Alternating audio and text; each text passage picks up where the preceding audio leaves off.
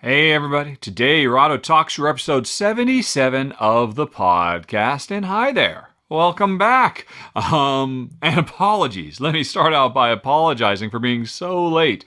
Normally I try to get the podcast up in the first week of the month, but this month of October is always a tough one because it's Essen Spiel time. And in a year like this, when Essen Spiel comes early, I'm trying like crazy to squeeze as many Essen Spiel games onto the table and in front of the camera before the convention actually starts. So the podcast got pushed back a little ways, but hopefully it was worth the wait. We got a whole bunch of questions, although if you have sent a question to questions@rahdo.com and you're not going to hear it in this podcast, that's because I'm only going through the questions that came in during the month of September. So I've already got a whole ton of questions that have come in after October 1st. Those will appear in November's podcast episode, which should show up in the first week as always. So don't worry, folks. If you already asked a question and I don't answer it today, I will be soon. And if you haven't asked any questions, by all means do. This podcast doesn't exist without the questions from viewers and or listeners like yourself. Okay, I think that's all the preamble we need to go over today. So how about we start answering those questions right after this?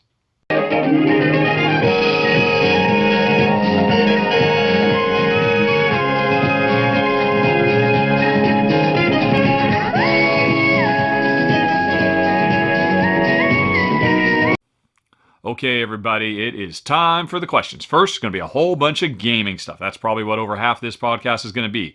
I'll cover a bunch of them, and then Jen will eventually join me for some game-related stuff that I think she might be able to weigh in on. And then after that, we'll end out with the personal stuff as always. So let's get going. We have Matilda up first, who is very happy with her purchase of Furnace. I agree. Furnace is fantastic. I'm glad you're enjoying it. Matilda points out that she knows with the European edition that it doesn't mention Russia specifically anymore in the rules, so it's just more of kind of a broad Age of Industry setting rather than Russia specifically.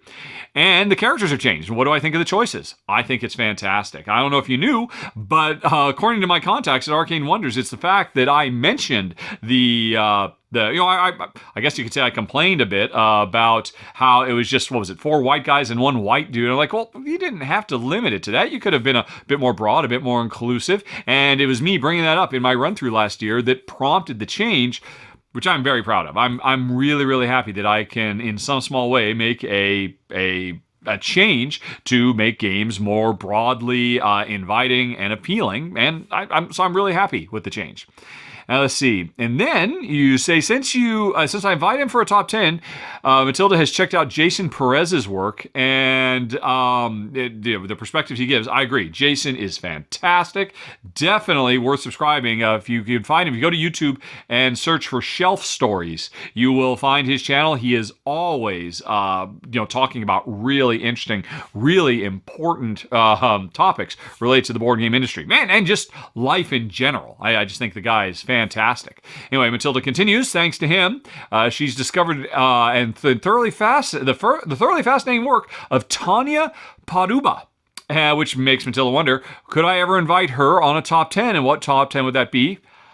I don't know. I do not know the works of Tanya Paduba. I guess that must have been somebody that Jason talked to earlier, and I didn't see it. Let me go on ahead and do a YouTube search for Jason, Tanya Paduba. All right, she has a channel. She doesn't have very many subscribers. Quick demo of Zapworks AR, Augmented Reality Studio, Bradley Tabletop Symposium Rehearsal, Print and Play Games and Narrative Catalysts. All right, Podcasting Quick Start. All right, there's some interesting stuff here. I'll have to go check this out myself. What the heck? I'll go ahead and subscribe right now. Although I'm afraid I cannot answer your question. I don't know. Although, actually, what I can say is, there's basically a change. Let's see, what was the last crossover I did? It was with, I've done so many of them over the last year. So many people coming on. Let's see, we did Thinker Themer, and then, now that's going to drive me nuts. Rahdo Top 10 playlist. Just doing a quick Google search for this. I'm going to be so embarrassed when I do not remember that the most recent top 10 I did was, oh my gosh, I'm failing. I can't find anything.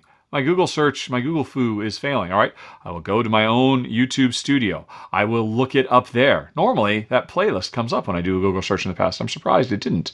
But anyway, top 10, the most recent top 10 collaboration I did was with the DTT. Yep. Oh, yeah, okay. Oh, so the most recent one I did was Top 10 Solo Revisit with Thinker Themer. Okay, I was thinking there was one I'd done more recently since then, but nope, it was with Thinker Themer, or specifically Maggie with Thinker Themer, and that was great. It's probably going to be the last one I do, quite frankly, because moving forward, I think the R&R show is going to be the source of top 10 topics that I'll be doing just every week. Another top 10 topic with Ruel Gaviola. I have to admit, while I've had an amazing time over the last year, working with all these other folks, it's a lot of work to coordinate with their schedule and record both of us and then put it all together in a nice video. And I've had a great time doing it. But moving forward, I think I'm really going to be focusing on the weekly top 10s with Ruel. So I do not know if I'd be doing a collaboration with Tanya anytime soon, but I do thank you for pointing her out. I'm definitely going to check out her stuff. If you like it, I'm definitely intrigued as well. All right, and while Matilda's here, she also asks, recently received through Patreon, thank you for supporting the show, Matilda, an RSS link, which was for audio podcasts. You add it to the app, it only shows one old episode. All right, I don't understand okay, so I understand what this is. Basically, if you still have the email that you got with the notification, good. Basically, you need to, delete the that new. It's called the RPP, the Rahdo Patreon Podcast. It's for backers like yourself who subscribe to the show. And if you remove it and then re-add it, it will show up the correct feed. I think when that email first went out, the feed was a little messed up. I did do a post later on telling folks what you have to do to add it. There's actually a whole page for it on Patreon. Basically, if you're a subscriber on Patreon, I have the monthly ramble video, which is every month it's basically a video log, a vlog. I talk about all kinds of stuff. I do extra top 10s and I do deep dives. I revisit old topics. Sometimes I do solo playthroughs, all kinds of things. And enough folks have requested, so I've started turning that into a podcast so you can listen to it when you're on the road or out walking or doing the dishes or whatever instead of being tied to YouTube. So that's what that link is for. Depending on the level you back me on Patreon, you'll get the rambles and potentially the Gen Jogs, where Jen does her summary of how she felt about all the games we played. And I might put some more stuff on there eventually. But you're seeing an old, out-of-date video because when I first set it up, I goofed up. There was the wrong link. If you remove it and then re-add it, you should see the correct links in your podcast viewer. So sorry for the confusion there. If it doesn't make sense, contact me on Patreon and I'll follow up and see what's going on. Okay. Anyway, now let's move on to Matthew, who has recently mentioned, Matthew points out that I recently mentioned that I think GameFound is the better option for crowdfunding board games and will eventually be the go-to choice over Kickstarter. I can certainly see that happening, but it'll be years. I mean, Kickstarter has such a lead. But anyway, Matthew's pledged a few times on Kickstarter, but never GameFound. Why do I think GameFound is the better choice? Well, first of all, I'm only talking about from the perspective of the end user. I believe it is better for actual publishers as well, but I don't have any inside baseball information there. It is just a more pleasant site to use. One thing, a simple little thing. Kickstarter pages, when you look at them, they're ridiculously long. Usually with like 10 or 12 sections, and if you're trying to find something, it's just god awful. GameFound has the same basic overall structure, one long page full of stuff, but on every page over on the left side, there's a table of contents. So you can just click and go directly to the section you want to go to.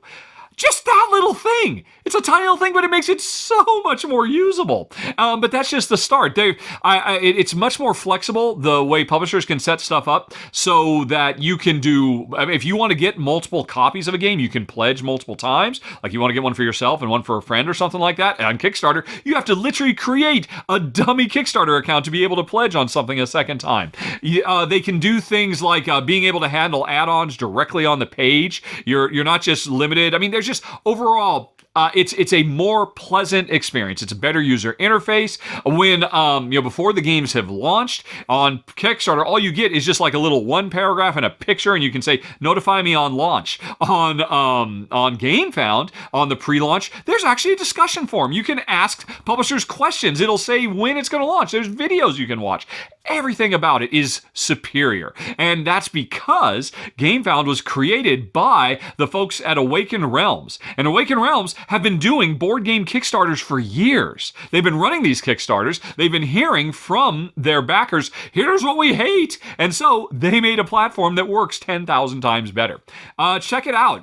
It's even easier just to find new games. On Kickstarter, if you want to see what's coming up, you got to go through all these little things and search by magic, literally magic. Whereas on GameFound, when you first go there, there's, hey, here's everything that's live now, here's everything that's coming. It's just everything about it is just a smoother, easier experience. And so I hope, given time, it will take over. Maybe it won't, because Kickstarter, again, it really kind of has a chokehold on the industry. But GameFound is just a superior product all around. I definitely find myself enjoying my use of that website more than Kickstarter. Although, don't get me wrong, I'm incredibly thankful to Kickstarter for everything it's done for the industry. It's made so many games come true that never would have happened. It's kept publishers afloat. It's the best.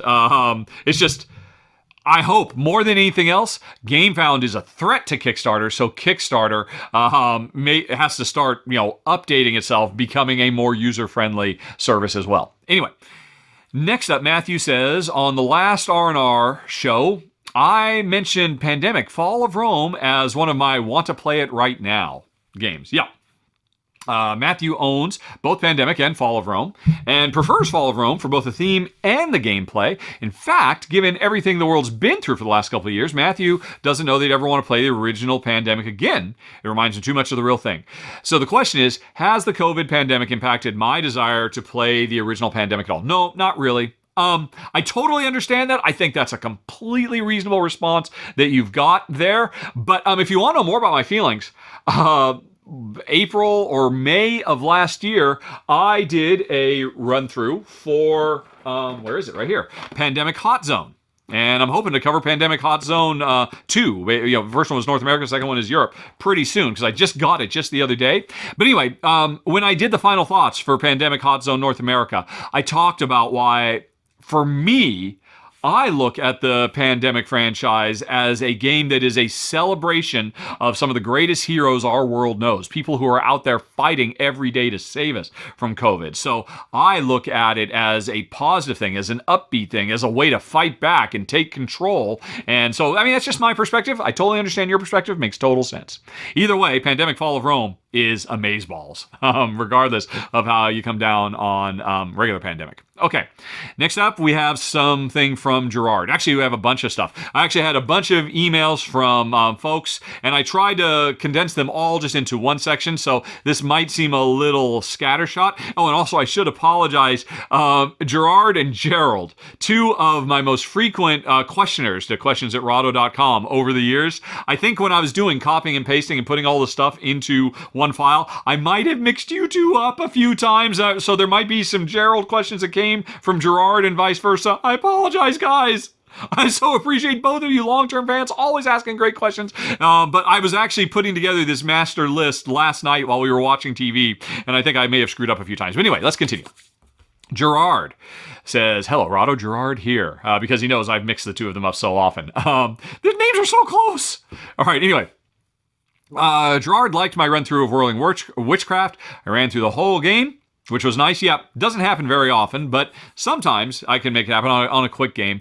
And one of the reasons I don't keep on going, once I've gotten far enough to where I feel like I've demonstrated all the core mechanisms and the viewer, I should say, has a pretty good idea of the game, I'm ready to move on, because the longer I tend to play, honestly, the more I tend to screw up. And the more I get mentally fatigued trying to balance two players in my head at once. And I know it drives Paulo crazier and crazier as he just has to keep on cleaning up my messes. And anyway, though, so continuing. Back to Whirling Witchcraft. Fast little game. It's possible it could be a mini gateway engine builder. All right. In the game Celestia, I had little game sheets laminated for each player to reference the specialty cards. Oops, I don't know why I just did that. That could probably help with this game. That's true. Yes, one of the things I complain about Whirling Witchcraft is, oh my gosh, it's a great little game, but they really messed up on the lack of player. There's kind of a player aid, but it doesn't actually aid you with what you really need. Big misstep from AEG, who normally gets this stuff right. Although, interestingly, as I understand it, I believe AEG has now released a promo you can pick up at expansions or at conventions for Whirling Witchcraft, and the promo is the player aid that should have come in the original box. So I'm sure reprints of Whirling Witchcraft somewhere down the road will have those, and I bet you you can contact AEG and get a set of those player aids. But anyway, Gerard's question is, are there any other games that I think could also have better reference sheets? Oh, probably. Honestly, it's not very hard to get a reference sheet right. I mean, all they're there to do is just, from my perspective, there's a lot they could do, and certainly there are games that overdo it, that, throw too much information. They need to be there, for my money, as a quick and easy reference of the overall, the big picture stuff. I don't expect reference sheets to be able to deal with every little, persnickety rule here or there. I just want them to, mostly I just need to remind myself of the structure. How does this game work? Right, okay, we do this mode, then we do this mode, then we do this phase. What are all the things I can do when it's my turn? Okay, yeah, here's the list of the 6 different commands I can choose from. It's honestly not that hard to get it right. The main way you can get it wrong is just not to include them in the first place. And there are plenty of games. In fact, I would almost go so far, most games, even simple games, at the very least, should have, Pandemic has always had player aids, and that's a really simple core game. 4 actions, they even put that on the board, but they list all those actions on the card. It's not that hard to get it right, and yet, publishers do. Alrighty, anyway though, Gerard continues, never been to Las Vegas. I was wondering, for Dice Tower West in March, when's the best time to go? Near the beginning or near the end of the convention? When will we be there? Be nice to say hi. It'll be great to say, I'm glad to hear you're going to be there. It'll be nice to say hi. Please introduce yourself as Gerald instead of Gerard, or vice versa. Anyway, I've been to Dice Tower West a few times now. It doesn't really matter. Jen and I will be there all for the entirety. I think it's 4 days, right? Thursday, Friday, Saturday, Sunday. We will be there the whole time. I'm easy to find. I will be at Jen's Gamer Glass booth. I pretty much just sit there at a table and play games with whoever walks by. If they've got a game I want to play, or if I want a game I want to play with people, I'm looking for people to play games with. And Jen just basically sets aside a portion of her booth for me to just sit there and hang out. And if Jen has to go to the bathroom, I do temporary booth duty and stuff like that. As for your question about when's the best time to go, about the only thing I would really say on that topic, I think there are some events, and you could just look on the website if there's an event you want to see. Dice Tower does a live. Tom and Co. do a live broadcast, and there's various other things like that. So if you want to see those events, get there on those days. That aside, I would say the main thing is, on the last day, on the Sunday, if you want to go there to shop, that's the worst day to do it, because on Sunday, all the retailers, and believe me, I know this because I basically spend the entire time in the retail area, they are all exhausted. Sunday is it seems like it has the least, footfall, the least amount of potential customers. And so often, they're not supposed to, but they're going to be shutting down. And you might have, plus, of course, anything they had is going to be sold out, potentially, if there's any hot stuff. So, I think overall, you're better off going earlier in the week. But, a big question is there anything else you want to do while you're in Vegas besides just this convention? And, of course, then that's going to, are there shows you want to see? Or do they play on the weekends? There's going to be all those kinds of questions as well. Usually, in my experience, the first day and the last day are the least busy. So if you're looking for fewer crowds, if you want, although I don't imagine this is going to be very crowded this year. They're moving to a new venue. It's bigger. You have to expect there are going to be fewer people coming than normal because, the ongoing pandemic issue. But, usually it's busiest on the Friday and the Saturday. The middle is, when things are busiest. If there's stuff you want to buy and you're afraid it's going to sell out, you should get there sooner. And otherwise, really, it's just going to be those events. That would be my main answer for that. Okay. Next up, you point out that in episode 76, I mentioned how I didn't watch any board games on TikTok. No. I've tried several times. I keep hearing how great the TikTok algorithm is. It hasn't recommended anything I care about. Um, and interestingly, I mean, the only things that are on TikTok that I know of that I care about, those people end up posting on YouTube anyway. They'll often do compilations of all the TikTok stuff they did. Like Brock Baker is a voice actor and an impersonation guy, and I really love his comedy. Apparently, he lives on TikTok, but like once a month, he puts all his TikTok stuff on YouTube, so I just catch it there. But anyway. Your question is, how did I come across 1 minute board games with the lady who creates them? I'm sorry, I'm not sure of her name. I'm not sure either. There's actually two different 1 minute, there's board games in a minute and 1 minute board game. They're pretty much almost the exact same. They both are run by women. And how did I discover them? Because you're right, TikTok did not serve them up to me. Facebook probably did. Facebook makes recommendations. Facebook knows to recommend board game content to me because I watch a lot of board game content on YouTube. So I occasionally find new stuff like that. I saw them on Board Game Geek because I spend a lot of time on Board Game Geek. But honestly, I couldn't tell you how I stumbled across them. Alrighty. Do I have Lords of Waterdeep still on my shelf? Yes, I do. It's up there, I think. Not that you can see it, and of course it's behind other boxes, but yes, I do. I still have Waterdeep. I don't think I'd ever get rid of that one. How do I store it? I do store it lying flat like a regular game because in the box, I've got it and all the expansions. Actually, I don't have the Lords of Waterdeep box up on my shelf. I have the expansion box, Skulls and something or other, whatever it was called. And I've got everything kind of squeezed down into that. I do leave it flat, but that's because I'm pretty sure I did a run through many years ago for these foam core inserts. Let me see if I can find that. Rahdo inserts. Who are they by? Here's all the ones that Paulo did. Paulo did a whole series of insert videos from Meeple Reality, I think, if I recall correctly. And I did one once. Who was it? All right, I see if I can find it. Insert Me? I think that's what it was. I think it was Insert Me. Now it's starting to come back. I can't find anything. My Google Foo is failing. Insert Me. Will that show up? No, all the 50 bajillion ones that Paulo did. Rahdo, insert.me. Insert here. Yes, not insert me. Insert here. That's what it was. And if you go do a Google search for you shut up for Rahdo insert here. I don't even remember who did these inserts. For some reason, I want to say they were associated with the Dice Tower, but it's been so long. I mean, I did this back in 2014, but you can see in that, if you watch that video, exactly how I have all of Lords of Waterdeep compressed down into my Scoundrels at Skullport box. I'm looking at it right now. I mean, I can actually show you if you're watching on YouTube. You know, there it is. And if I recall, it was a very good insert. I had it for Lords of Waterdeep. I also had one for Escape. And I think I mentioned the Escape and the Lords of Waterdeep one in this video. But you can see more about it there. And I imagine there's links for it in the show notes of that if you want to know more about that storage solution. Okie doke. Boop. Let's move on. All right. Oh, I've forgotten. Is it Gerald or Gerard? You're right, we're on Gerard. Gerald's coming next. So Gerard just likes to display, like I do, his games as books. But the only game he has to worry about is Lords of Waterdeep because the box is so wonky looking. Oh, that's right. Yes, the original box had that weird thing where it only like half closes. My suggestion, buddy, if that's your problem, get Scoundrels of Skullport and stuff everything in there because that's a regular box.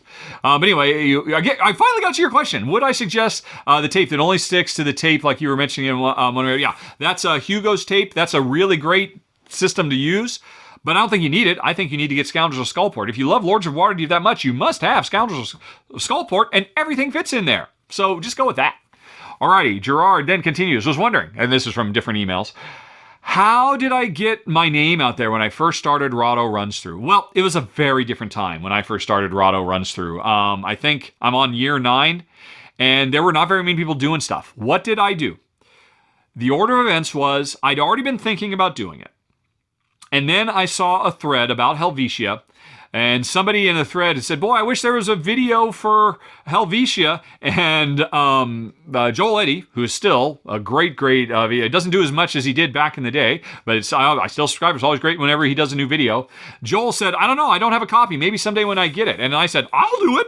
And I was just a nobody at the time. And so I put that video up, and then I posted in that thread, okay, I did it. Here it is. And I added it to YouTube and all of that.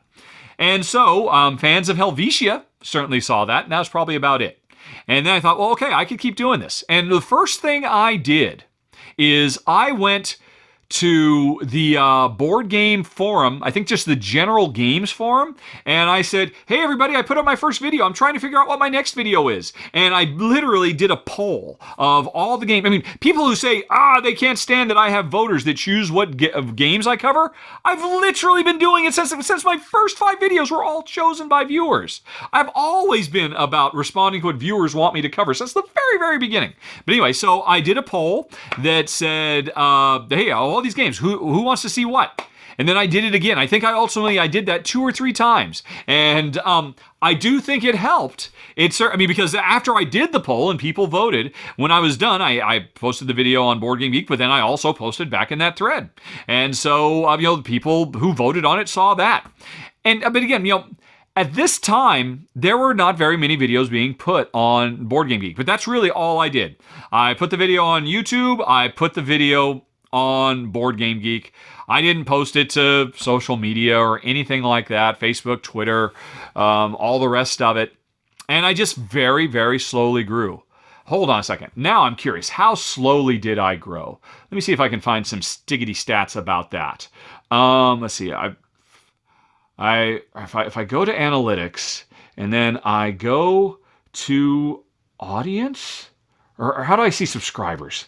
The analytics, it's very thorough. There's an amazing amount of stuff that you can see, but I always have a hard time figuring out exactly what it is I'm looking for. Hold on. I give up. I tried. It is very difficult to try to wrangle the analytics beast to the ground. But suffice to say, I grew very, very slowly.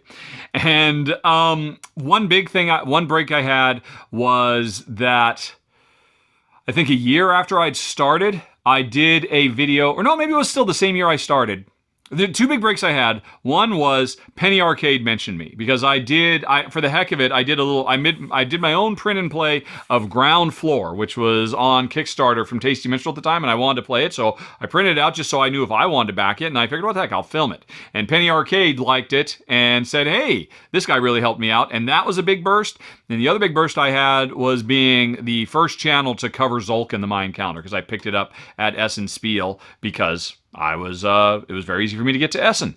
And, those 2 things really helped. So, if you want to take from my experience, the 2 biggest things were I didn't collaborate with Penny Arcade, but it was the same in effect. So if you're starting out and you can collaborate with a bigger channel, or you can get a bigger channel to say hey about you, I guess that helps. I didn't seek it out. I just got lucky. And, please don't start pestering me or Rodney Smith or, hey, actually what I always recommend. I don't know why I'm talking so vague about my experience. Here's what I always recommend to anybody who asks, hey, how can I get my channel? How can I give it a bump start? I had that bump start from Penny Arcade. Dice Tower could potentially give you a big jump start as well, because Tom Vassal is always looking for new contributors to the Board Game Breakfast Show. And so contact him. I guarantee you what he'll say is, hey, send me in a 30-second promo clip of what you would do. Send him that. If he likes it, he'll put you on the show. That will be seen every week by thousands of people. On that little thing, you could then mention somewhere, hey, I've got my own channel, check out more here, blah, blah, blah, and be interesting and compelling and put content on the Board Game Breakfast that people want to see, and then they'll seek you out. And then the other thing that, again, taken from my own experience that helped a lot was cover something nobody else is covering that everybody wants to see. I know it's part of the problem. It means we're all in a race for the hotness. We're all racing to try to be the first to cover the new cool games that are out there. But you know what? That is the nature of the beast. And certainly a big thing is cover games that are on Kickstarter because people are desperate for an idea of whether they should back. It's a big commitment, and there's nothing stopping you. Even if you're not, I do paid previews for Kickstarter stuff now. There is nothing stopping you from finding whatever really cool new hot Kickstarter game there is, or game found, since we mentioned that earlier, that has a Tabletopia or Tabletop Simulator mod that's available. Get that, learn how to play it, and then record yourself playing it. You don't need to get a prototype like I did or print it all out for yourself like I did back in the day. The publishers are making it easy for you to create that content. Now, if you want a suggestion for how to make, because nobody does this. It drives me crazy. It drives me batty that people who decide to film themselves playing something on Tabletopia or Tabletop Simulator, they are constantly making their videos unwatchable by treating it like, oh, I'm just actually giving you a video of what it's like to play on Tabletop Simulator or Tabletopia. Don't do that. Don't constantly be zooming the camera in and out and dragging around and reminding people that they're looking at a video game rather than a game. Here's what you do. Find a game that's hot, that people want to know about, get it on Tabletopia or Tabletop Simulator, and when you fire it up and you're going to do your gameplay demonstration of the game, create 6 or 7 preset cameras.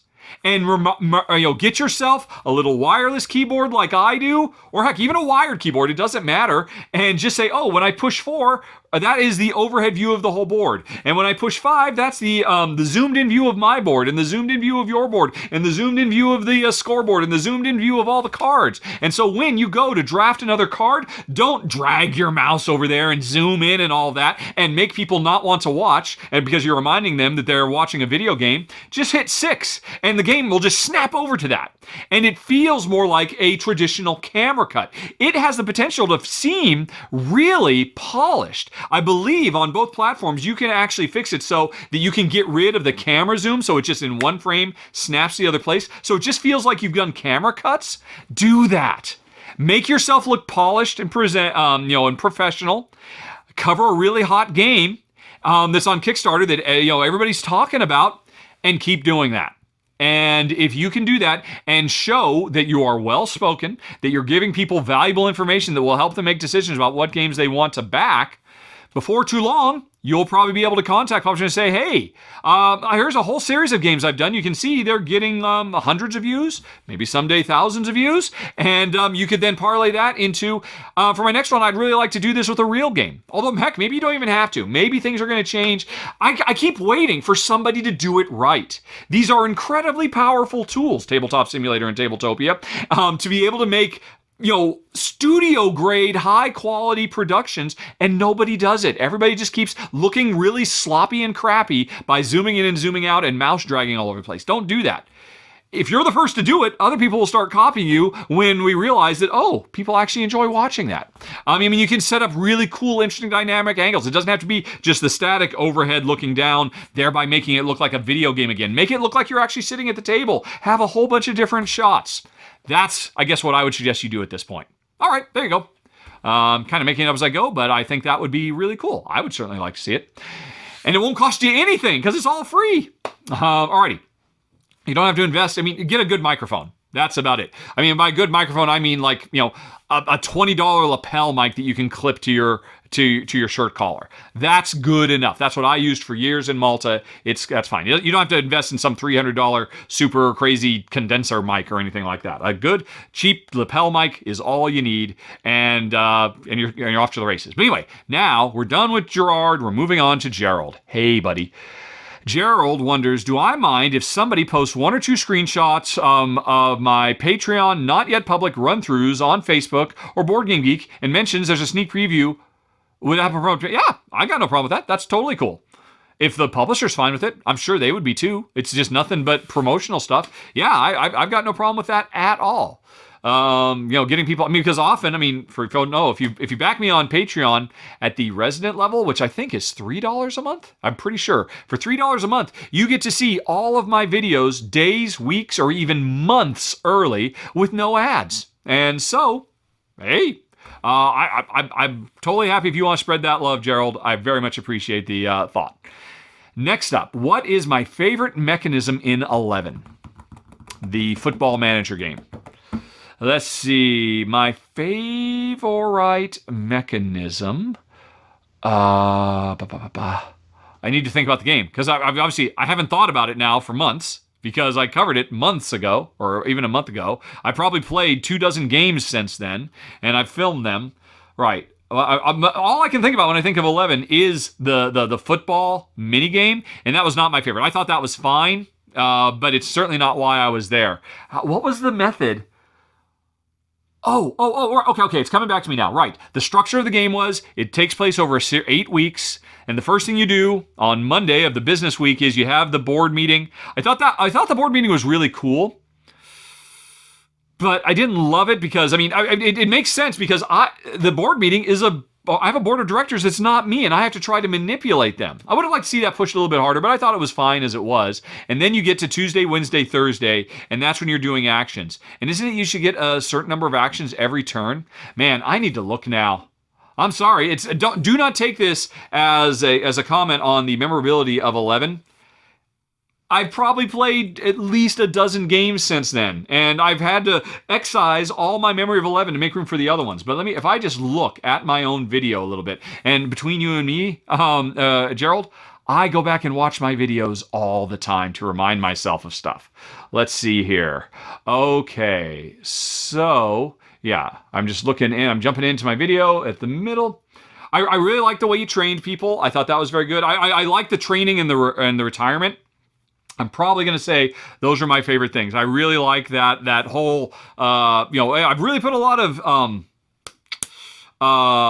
training into you to get you good. But now that but then when they become old, not old, when they become senior stars, and you're incentivized to retire them because they had their one big burst and now they don't produce as well as they did when they were young. I thought all of that stuff was very, very interesting. I really liked that a lot.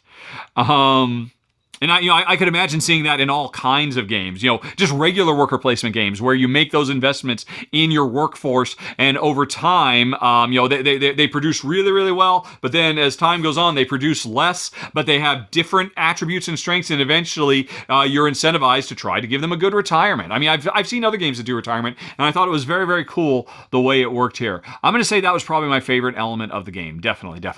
Okay. I don't know if that's of any interest to anybody else, but I'm curious what your favorite was, Gerald. Alrighty. Alexander Pfister said on Board Game Geek that he's redesigning Mombasa without the horrible colonization scheme. What would you... Oh, yeah, that's right. Yes, a completely retheming it from the ground up. I wonder what it's going to be. What would I like to see done differently or added to it to make it great for me and Jen? Don't say dogs and chickens. Dogs and chickens would be it. Okay, now I haven't played Mombasa for years. I couldn't remember a game I played 5 weeks ago. You expect me to remember something I haven't played for years? But you know what I'll do? If I watch a little bit of my own video, it'll probably start coming back to me. Without looking, what I remember really digging about Mombasa was the card management, which ultimately Pfister revisited and kind of did in a different way in Blackout Hong Kong, which I absolutely adored. So, right. And honestly... that notion of the way deck building works, that you have like 3 different decks with the way you discard to them, with the timing and all of that, it's kind of starting to come back to me. Yeah. That could be applied really to any kind of Euro setting. The nice thing about Euros is all Euros are economic simulations. To me, that's what Euro means, that we are trying to simulate some kind of economic, and it doesn't have to be, economics in terms of money. It could be economics in terms of social capital, but it is, the harvesting and utilization of resources. That's what economics are, and that's what Euros are. And so that's why often it's not that big a deal, because there are just these fundamental things, laws of supply and demand and various other things that just are universal no matter what simulation, no matter what time frame you put it in. So now, of course, Mombasa, a big part of it was area control stuff too. And honestly, I don't even remember what I said about Mombasa, why we didn't keep it. I'd be willing to bet it was relatively cutthroat. I would have to go back and watch my final thoughts to remember what I even thought about it. It's been so long. And like I said, after Blackout Hong Kong came out and Blackout took the coolest thing about that game, the way the card deck building worked, and put it into a very, very cool and fresh and different and unique setting, I completely excised Mombasa from my mind. I totally forgot about it. So to your question, what would I like to see done differently? Gerald, you've got me at a disadvantage. I can't really say. Uh, I'm glad it's getting rethemed to something that will be more broadly appealing and won't be quite so hurtful for people who still live with the ramifications and the fallout of the era of colonization to this day. It still negatively affects our lives, and so why try to make something fun out of that? I mean, I have no problem with the fact. I think it's great that it's going to be repurposed into something that's just more uplifting for everybody. But I couldn't tell you what I'd be looking for. You know what? I want to answer those, so I'm going to pause for a sec. I'll be right back after having watched my final thoughts from December 2015. Okay, no, I'm not going to watch that. It's a half an hour long because I did a collaboration with Nicholas Coe, who is one of the few people I've ever done any kind of video with who are more bombastic and long spoken about games than I am. So I'm not going to watch that. But I did go back and I went to gone.rahdo.com where I list the reasons I got rid of all games. And what I said about Mombasa, really smart melding of different mechanisms, too open and sandboxy for our tastes. So, based on what my problem with it was, while he's in the process of retheming it, I hope he puts a little bit more directed gameplay into it. More, unique player powers or, private objectives, private and public objectives that everybody can race for. A few little things like that will probably go a long ways. So, there we go. Alrighty. And then finally, Gerald says, how's the relaunch of the pirate game, Plunderous, coming along? The one I helped co-design. Now, I can't say that I helped co-design. Hopefully I was fairly clear about that. I basically just gave a ton of feedback, and provided a lot of ideas.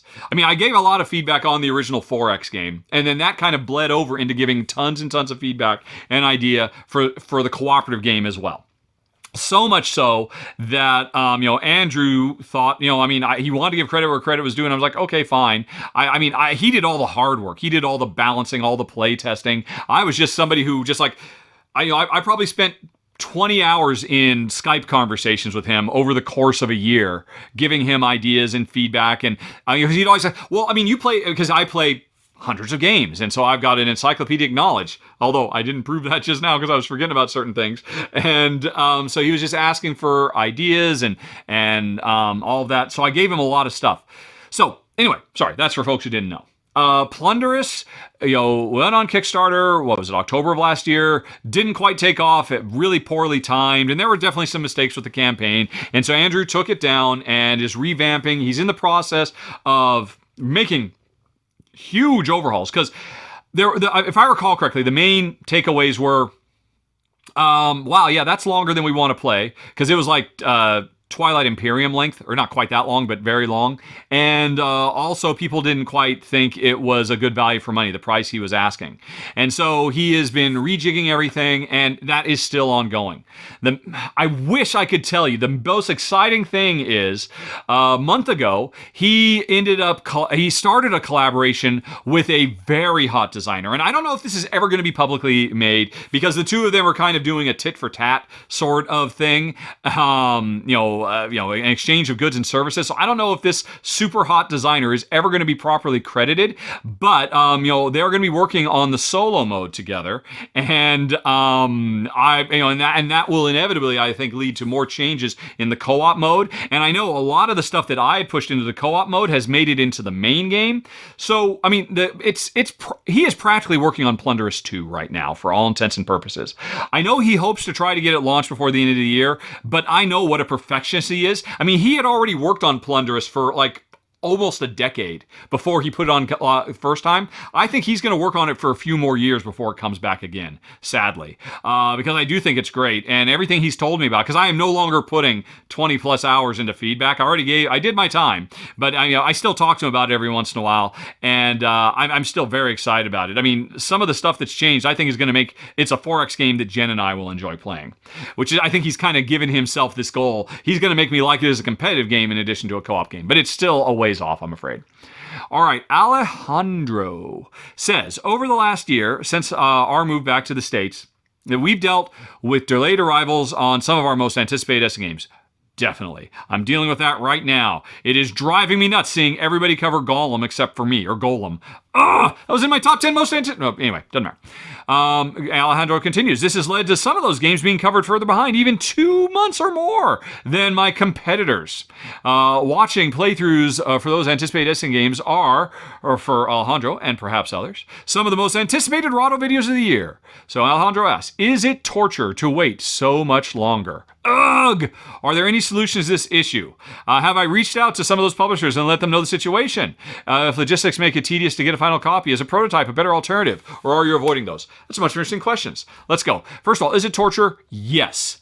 And yeah, it bugs me because it's no secret. I mean, I don't know, maybe other channels will deny it, but we are competing with each other. I mentioned earlier, how do you be successful? Cover the hot games. I want to be successful. I want to cover the hot games. I want my channel to thrive. I want to be the first one out. I want to have the scoop, and I can't complain. I have scoops 7 ways to Sunday. I'm probably top 3. I mean, Tom does, although, I mean, 3/4 of the games Tom's covered, I would never want to cover with a 10-foot pole because they're party games and kid games and stuff like that. I think I get more scoops on things I really care about than Tom does any day of the week. There are a few other channels out there that beat me to the punch, but I know I beat more channels to the punch more often than not. Doesn't change the fact that I'm still incredibly jealous. I mean, gosh, what's driving me nuts? What's on my wish list right now? Let's go back to Board Game Geek and let's find my wish list, shall we? Chrome. All right, Rahdo's wish list. What am I just skin crawling? All right. Well, Dice Realms, I don't think that's going to be showing up anytime soon. Is it? I don't know. I haven't heard anything. But, oh, yeah, Planet Unknown. I mean, that's not right. So, the Maracaibo, well, as I understand it, the Maracaibo stuff that's destined is only German, so I wouldn't be able to handle that anyway. But I'm very excited about that. And it looks like the Loop expansion isn't out yet. Boon Lake, oh my gosh! It is my #1 most must-have game, and apparently it's sold out the first day at Essen, and everybody's bringing copies back, and I probably won't see a copy. I mean, this is one of the ones you're talking about. I am beside myself. Alexander Pfister is my second favorite designer of all time. And we also, in addition to this, have a new Stefan Feld expansion for Bonfire. I don't know when I'm going to get a copy of that. It drives me absolutely insane. Putting aside the fact that I want my channel to get cool, hot exclusives, I just am desperate to play these games. Because I won't deny, I'm a cult of the new guy. I love new and novel experiences. So, Boon Lake, it's killing me. Tumbletown and Dead Reckoning, I mean, I'd love to get those. If I don't, C'est La Vie, Dice Games, but there's Golem. Meadow, I covered it on Kickstarter. I would really like to see the final version. It could maybe make my top 10 of the year. I don't know if the publishers are going to send it to me. New Teotihuacan expansion. Maybe they'll finally get the bumping right. Because they kind of danced around with it. It's still a little off. There's Paladins West Kingdom, more Glen, more stuff coming. Oh, the Fantastic Factories Manufactions expansion. I want that so bad. Solar Sphere isn't going to be for a while. I only played a prototype of Aeon's End Legacy of Gravehold. I want the final thing. I want all of these things. There's Bonfire, Mobile Markets, a smartphone express game. Oh, please. Dominion Allies. Look at all these things I want so very, very much. And, Madeira expansion, I don't know. Did What's Your Game make it to Essen this year? I haven't really paid much attention because I'm not going. But anyway, yeah, there's definitely stuff out there. And yes, it drives me absolutely batty that I cannot have it. So, misery loves company. So take solace in the fact that I'm as frustrated as you, Alejandro. So to your other questions, what's the solution to this issue? I don't know. So, I mean, you asked, do I reach out? Yes, I reach out to publishers all the time. I send emails. Hi, I do a show called Rahdo Runs Through. I'd really love to try filming this. Sometimes they respond. Sometimes they don't. Sometimes they're in the process of switching over from one marketing person to another, and the new marketing person just, the transfer goes bad, and I end up not getting a thing for 3 months. What I should do is constantly pound and pepper them, but I'm really loath to do that. I'll write somebody, and if they don't respond, I'll write them again. Hey, I wrote 6 months ago and never heard back. I was wondering if you're still sending out review copies. And then, by then the game's already been out for 3 months. And, I expect some of the games I just talked about, that's going to be the case. If I'm not physically there, if I walk up and say, hi, Maybe you know me. I do a show, Rahdo Runs Through. They're like, oh, Rahdo, yeah, we got a copy here. Take one. And that's what I always did for years. Trying to get publishers to send them in the mail is like pulling teeth. It drives me absolutely insane. And I'll be honest, between you and me and the wall, it makes me feel like garbage that I've got arguably the second or the third most popular board game review channel there is. No, the third or the fourth. I mean, Rodney isn't really reviews, but you know what I mean. I am top tier. I'm upper echelon, and yet I still have to, please, sir, may I have another? And it just makes me, no. You know what? Because there are plenty of games that are being sent to me, and so I will prioritize those because those publishers actually value my show, and I'm just kind of, okay, I'll worry about the other game when it gets to me. And that's what I've had to do for myself. Just let it go. You know what? I am not wanting for other games to play. And yes, there are games I'm super excited about, and maybe the publishers will come through, and maybe they won't. And if they don't, I'll ask again very politely in 6 months, hey, just circling back around, never heard from you. And doing more than that. I mean, I should be writing them weekly or monthly or something like that. I just can't do it. It makes me feel kind of dirty, and it makes me feel bad about myself. And I'm just like, okay, fine, I'll just move on. That's kind of what happens. What I should be doing is get on a plane and go to Essen or Gen Con. I should have gone to Gen Con. I would have picked up a lot of stuff there in person. But that's expensive. And if you ever get to know me in real life, one thing you'll learn is I am a cheap son of a gun. So yeah, that's it. It's just the new normal. It is the way it is. And I'm sorry. I'm sorry it's come to this, Alejandro. Believe me, it drives me nuts too. I mean, my other option, of course, is just to buy the games.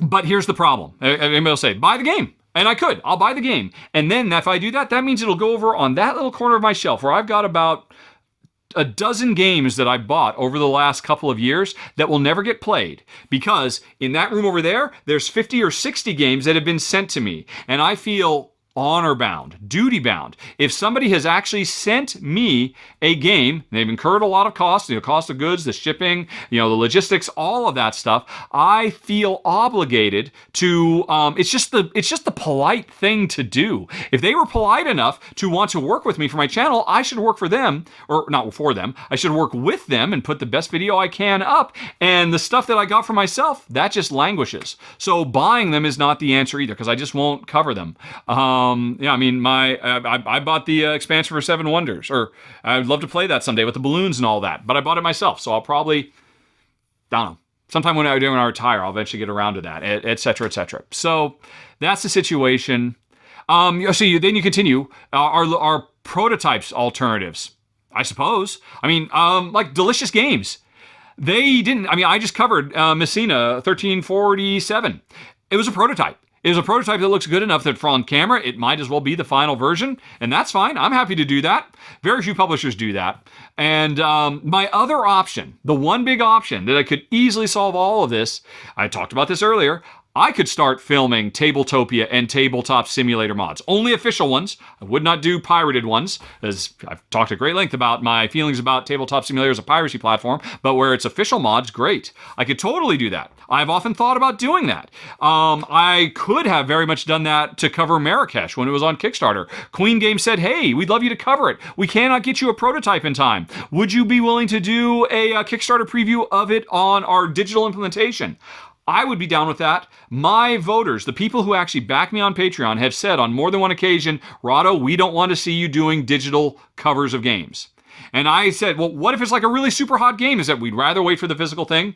So, since they are the folks who are literally paying my bills and helping me make the show run, I respond to them, which is why, even though what I said earlier, I think you can make an amazing, super professional game using Tabletopia that I don't think anybody would mind. My audience has said, don't do that, Rahdo, so I'm not going to do it. But that would be the solution, because, there are official, more and more these days, there are official mods for these things coming available very quickly. But I'm not going to do that because my audience said no.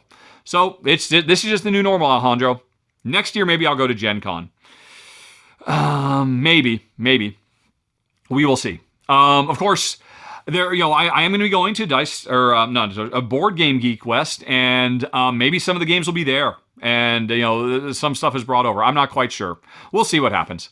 Anyway, though, moving right along. I apologize. It drives me nuts too. I do miss. Oh man, Essen is. S in the convention, I could take or leave. The people I see, that's really great. But more importantly, that big mountain of hotness that I'm just so, oh, where do I start? It's all so amazing. I love that, and I definitely miss that. Okay. Helmet says, first, thanks for using the channel to spread important messages, even if it impacts my income. Thank you, Helmet. After finishing the Ramble audio files using the RSS feature from Patreon, which I talked about earlier, that's what Matilda was asking about, I think. It worked without issue, and I'm looking forward to the next one. Having that in the podcast feeds helps me not missing them. Hope it's not time consuming to put up. No, actually, Helmet, it's so easy. I'm honestly embarrassed that I wasn't doing it from the moment I started my Patreon campaign. It's like an extra 15 minutes after I do the show to strip out the audio and upload it and do a post for you guys to see. I mean, Patreon, I gotta say, Patreon as a service, getting back to that question earlier about GameFound versus Kickstarter is like web page, services. Patreon is been, for the most part, I've been very, very impressed by it. It really does a lot of stuff to make my life much easier running the show, and giving exclusive stuff to all the backers, the exclusive rambles, the exclusive, every month I do 2 run-throughs only for you Patreon backers that the rest of the world will never see, and all this stuff. And yeah, when I started doing the podcast versions of my existing exclusive shows, that was super duper easy.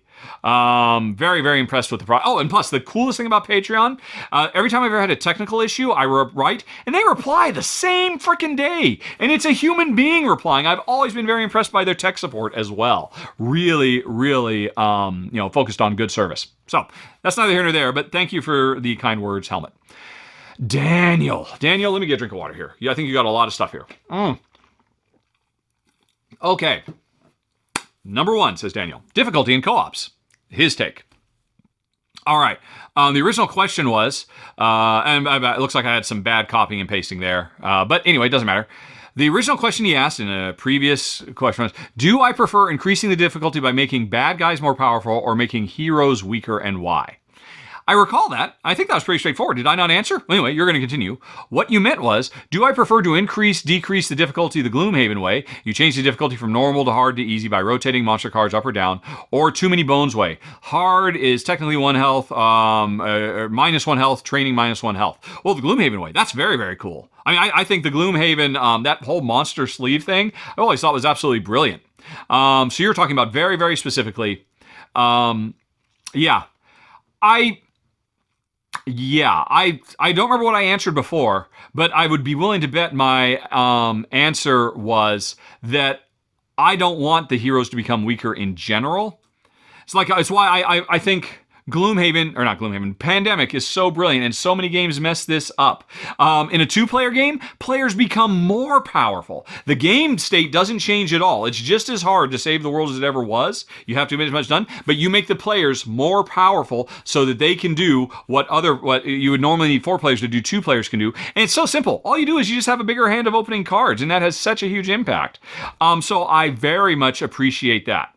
Now that's different. Your Gloomhaven thing, in Gloomhaven, nothing changes about the heroes. You just find a way to systematically weaken the monsters. And I think that's really, really cool.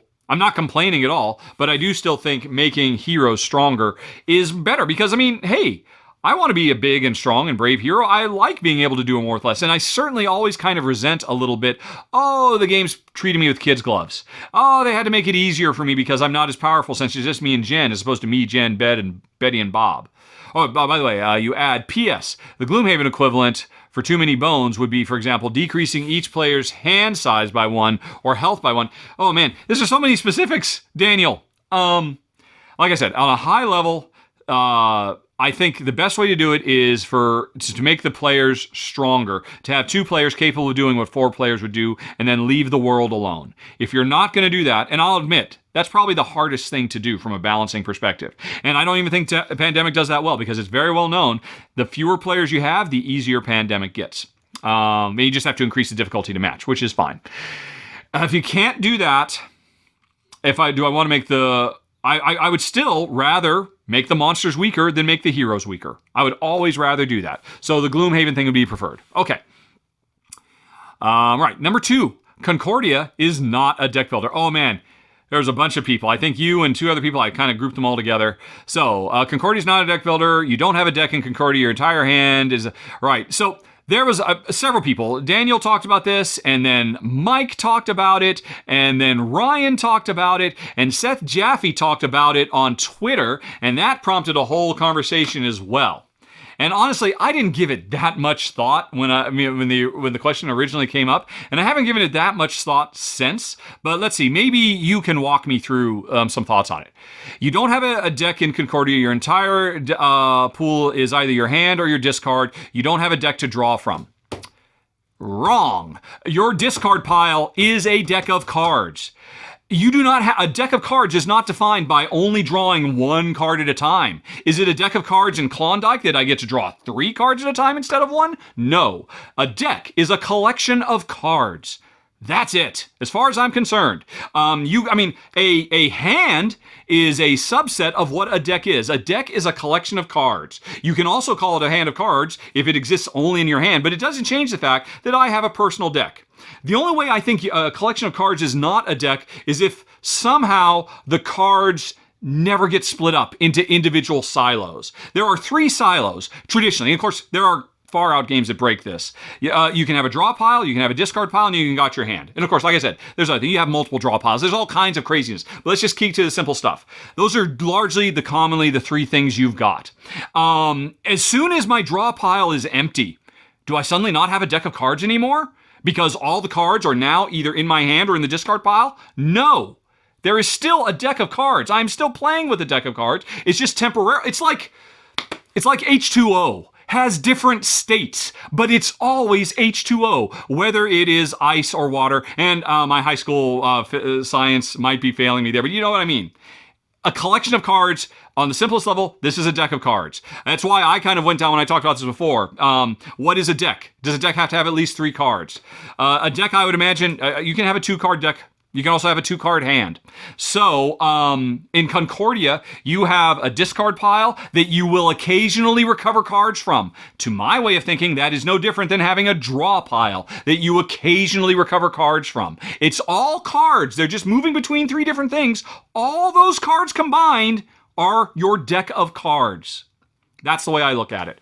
You can agree to disagree. I believe Seth Jaffe, a very well-respected designer and game developer, disagrees with me as well. But that's what I'm going to define a deck of cards as. It doesn't matter how you get the cards out of it. The only way you don't have a deck of cards maybe is in a weird game where cards could only ever exist in one of those things. Maybe then it could be a hand.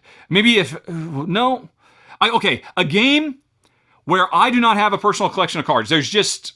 There's a common deck, but even there, you've got a common deck that you're drawing from. I don't know. That's the way I look at it. Anyway, we'll continue. I'm sorry, I've already rudely interrupted Daniel, and I'm probably going to do it to everybody else who comments about this as well. Right, my Dominion example is a straw man. There are very few situations during a game of Dominion where you will ever have cards either in your deck or your discard, where you'll have all cards. What are you talking about? Very uncommon. That happens all the freaking time. There's all kinds of cards that can make that happen. And even if it only happened rarely, the fact that it exists, if you are talking about black and white definitions of game terms, you can't say, oh, well, you know what, that circumstance doesn't matter. All circumstances matter when you are making official definitions of stuff. And so my point is, if I have a draw pile and a discard pile and a hand, eventually when that deck goes empty, there is still a deck of cards. It still exists. That's my feeling. Anyway, though, we can continue. Alrighty. I may sound like I'm coming on really hot. I'm not. You're kind of getting a view of my life as a video game designer. My favorite times of designing was working with my fellow designers and all of us getting into really pitched and passionate debates about stuff. I always love that. So I'm not angry. I'm passionate about this thing that I've never really thought that much about. Anyway, though, in the one instance when you can argue a deck exists, when you play Praetor, you immediately draw every card back into your hand. Okay, fine. We're going to have to agree to disagree. As far as I'm concerned, a collection of cards is a deck.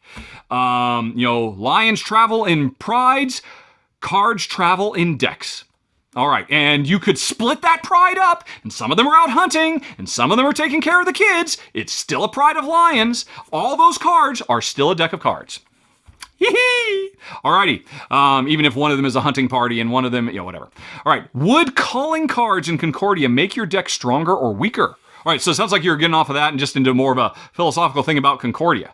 Would calling cards in Concordia make your deck stronger or weaker? Compare that to Dominion, Aeon's End, or any other real deck builder. All right, so now you've gone beyond the definition of a deck into a deck builder. I do not believe that a deck builder is defined by, in the same, I mean, a lot of people say worker placement must be defined as players, my worker will block your worker and prevent you from working. I refute that definition. I think that is too narrow. It throws way too much out. I think you can have personal deck builder or worker placement games that have nothing to do with blocking at all. A worker placement game is a game where you have a worker and you place them. It's as simple as that. A deck builder is a game where you have a deck of cards, and you know how I define a deck of cards, and you build that deck. If you at any point during the game add even one card to the personal collection of cards that you own, you're playing a deck builder. Now, there are scales of deck builderness. There's very deck buildy and not very deck buildy. I mean, heck, before Dominion came out, didn't the World of Warcraft board game, didn't that really, or was it StarCraft, actually pushed the deck builder because, hey, over the course of the game, you had some cards, maybe add one or two cards, and it was officially a deck builder. I think that's the case. I never played it, but I remember hearing something about that. So yeah, deck builder. You have a deck of cards, you add more cards to your deck over the course of the game. Thinning does not matter. Drawing and discarding does not matter. It's in the title. If I have a deck and I build that deck by adding something to it, it's a deck builder.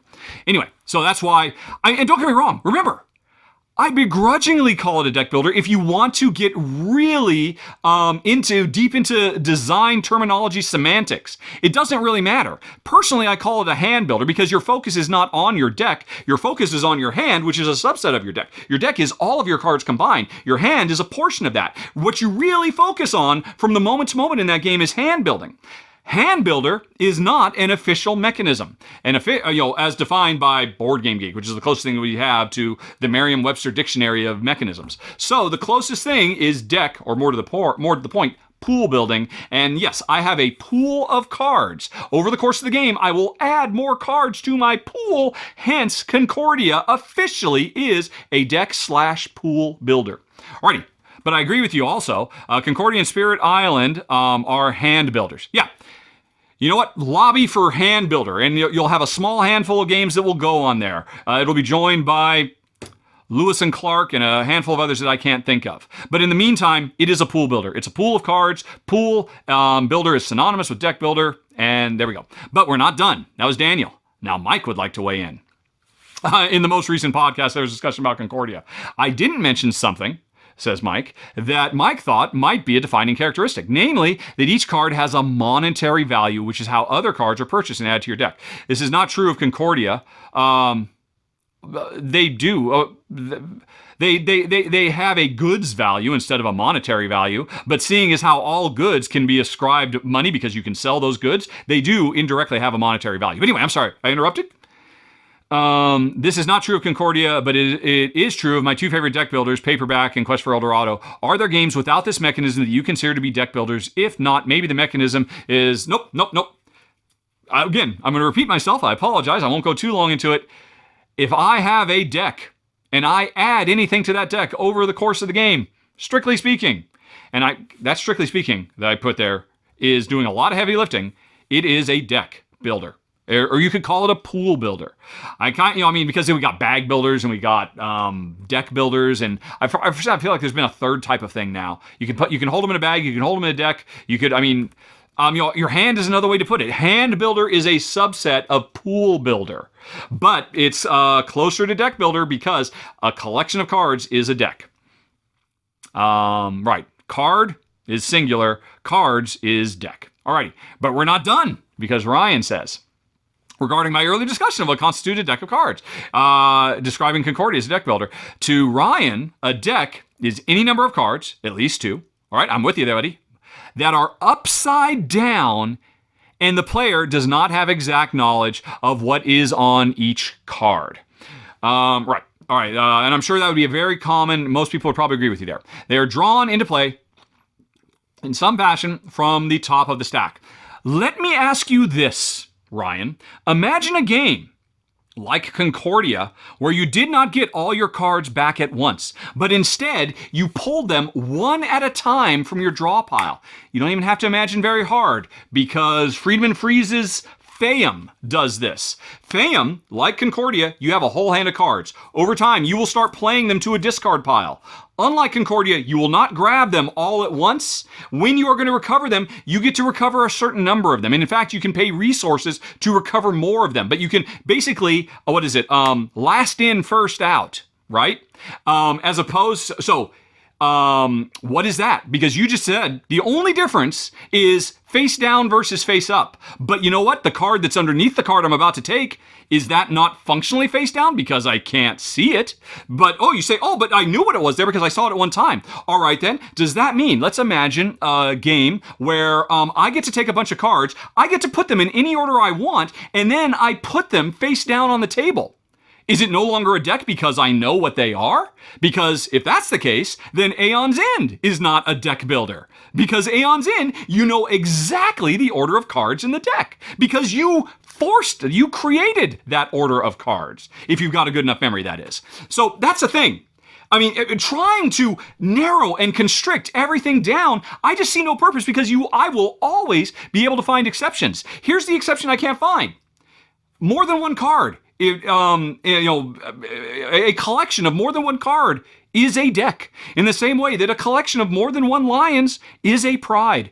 It's as simple as that. Where those cards exist, what format they exist in, as long as they are all held in some common container, which is to say my player space, which is what a typical deck builder is. But it could be, all in a common draw pile or whatever. That's the way I look at it. And I think when you start saying, they have to be face down instead of face up. And why? Because then I don't know what it is. So I don't know what it is. What if I have a thing where there's a bunch of discard piles and I shuffle it before I start drawing them, but they're still face up? Is it not a deck of cards? I don't know what I'm going to be getting. Why is that not a deck, but this other one is? The face-up, face-down thing doesn't hold water for me because you have interesting games like Fame where I basically create my draw pile over the course of the game. Every time I play a card, I am making a bigger deck of cards that I will be able to recover stuff from. I am creating a draw pile, and it's just that the draw pile is face up instead of face down. To me, that's immaterial. The function is still, I get to get those cards back one at a time. So, righty. Anyway, of course, in a deck builder, you can thin a deck where it occurs to it, but that's not typical currency. Okay. Alrighty. So I think that was it. Sorry folks, for people who did not want to hear me blather on about stuff like, honestly, I don't care that much. It's just fun to argue. It is fun to argue about stuff like this. Anyway though, Lance. Hey, buddy. First off, it was Lance who suggested I do the RSS feed for the Patreon rambles. And Lance really appreciates them. And yes, Lance, thank you for pushing me for that. Because I think you mentioned it, and then I said, yeah, and then I forgot all about it, or I just never got around to it, and you pushed me again, and that finally spurred me to action, and I now regret not having done it sooner. You were right, sir. Well done. Continuing, Lance could tell that I was torn between making, I'm torn the same way here, making a good video and audio.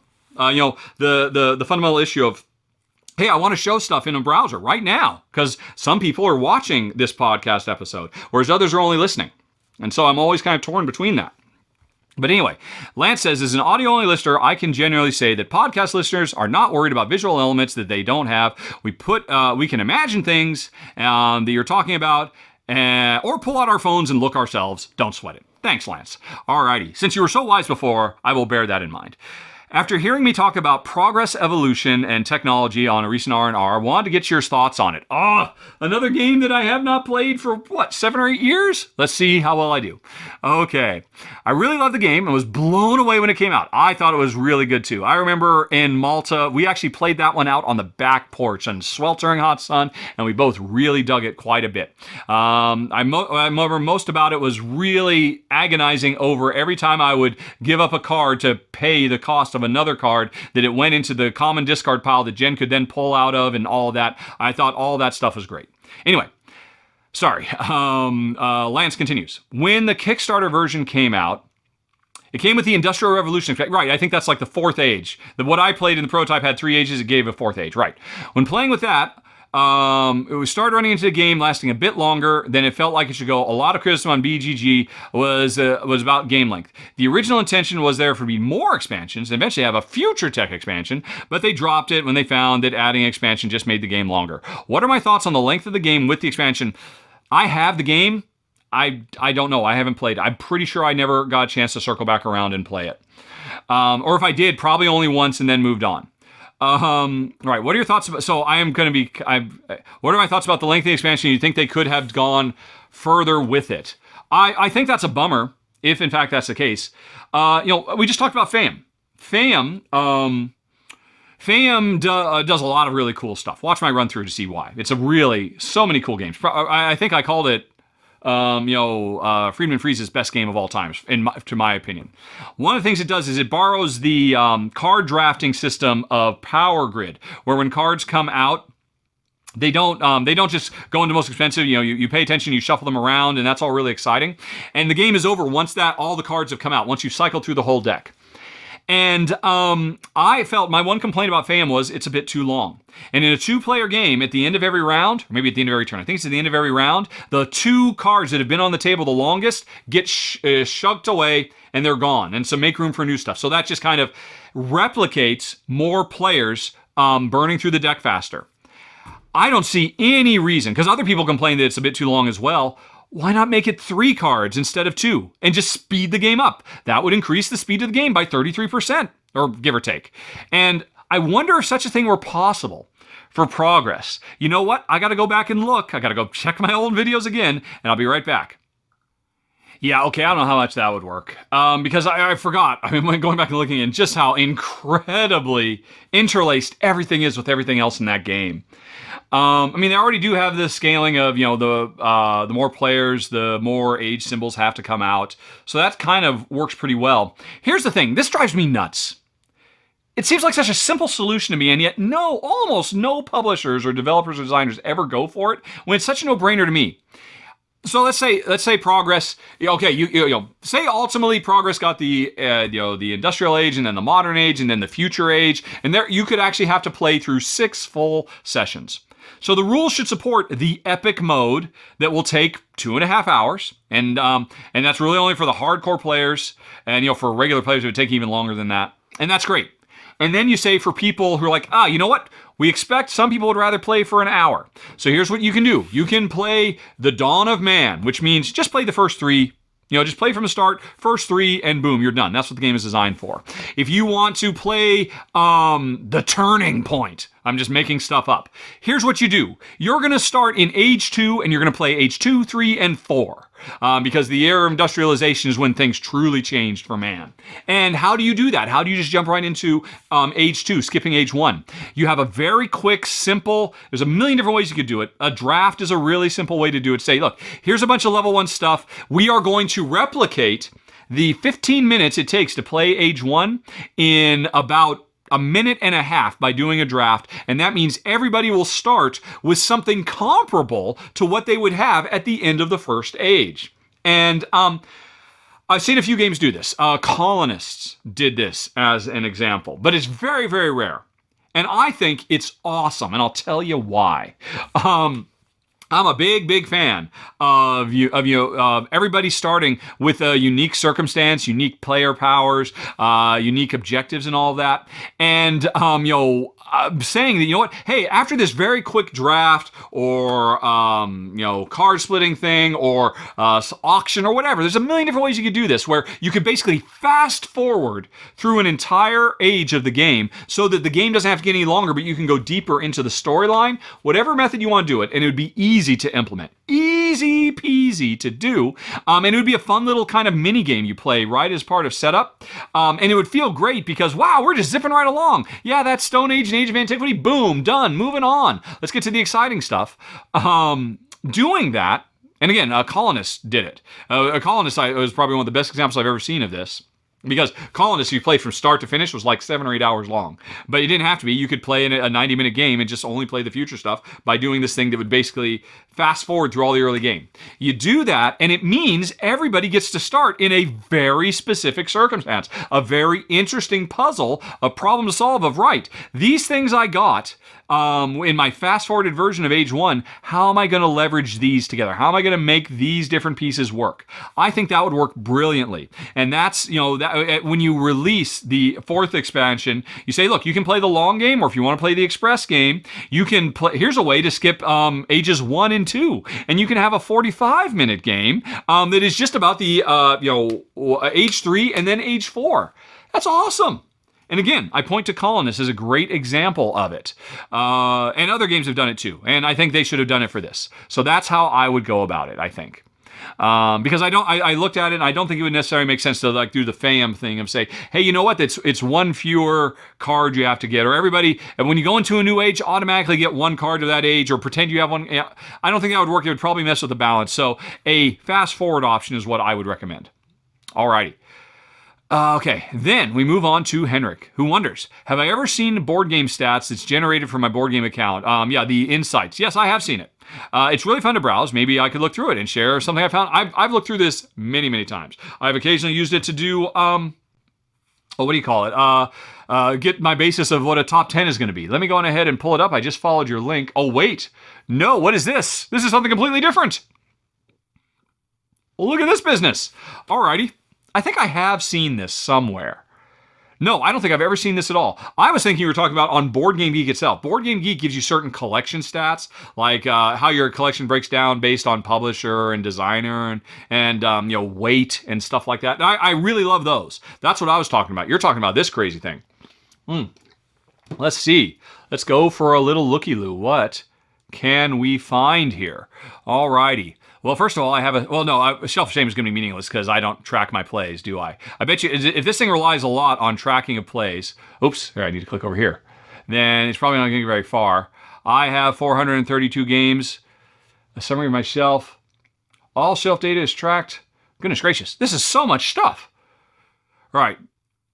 Oh, changes in shelf size over the last 12 months. Okay. I'm keeping my collection pretty much at roughly the same size. What's this? All right, so that's an observation. Gathering dust. How do you know these are gathering dust? Because I don't track my plays. And I've played Castles of Burgundy last year.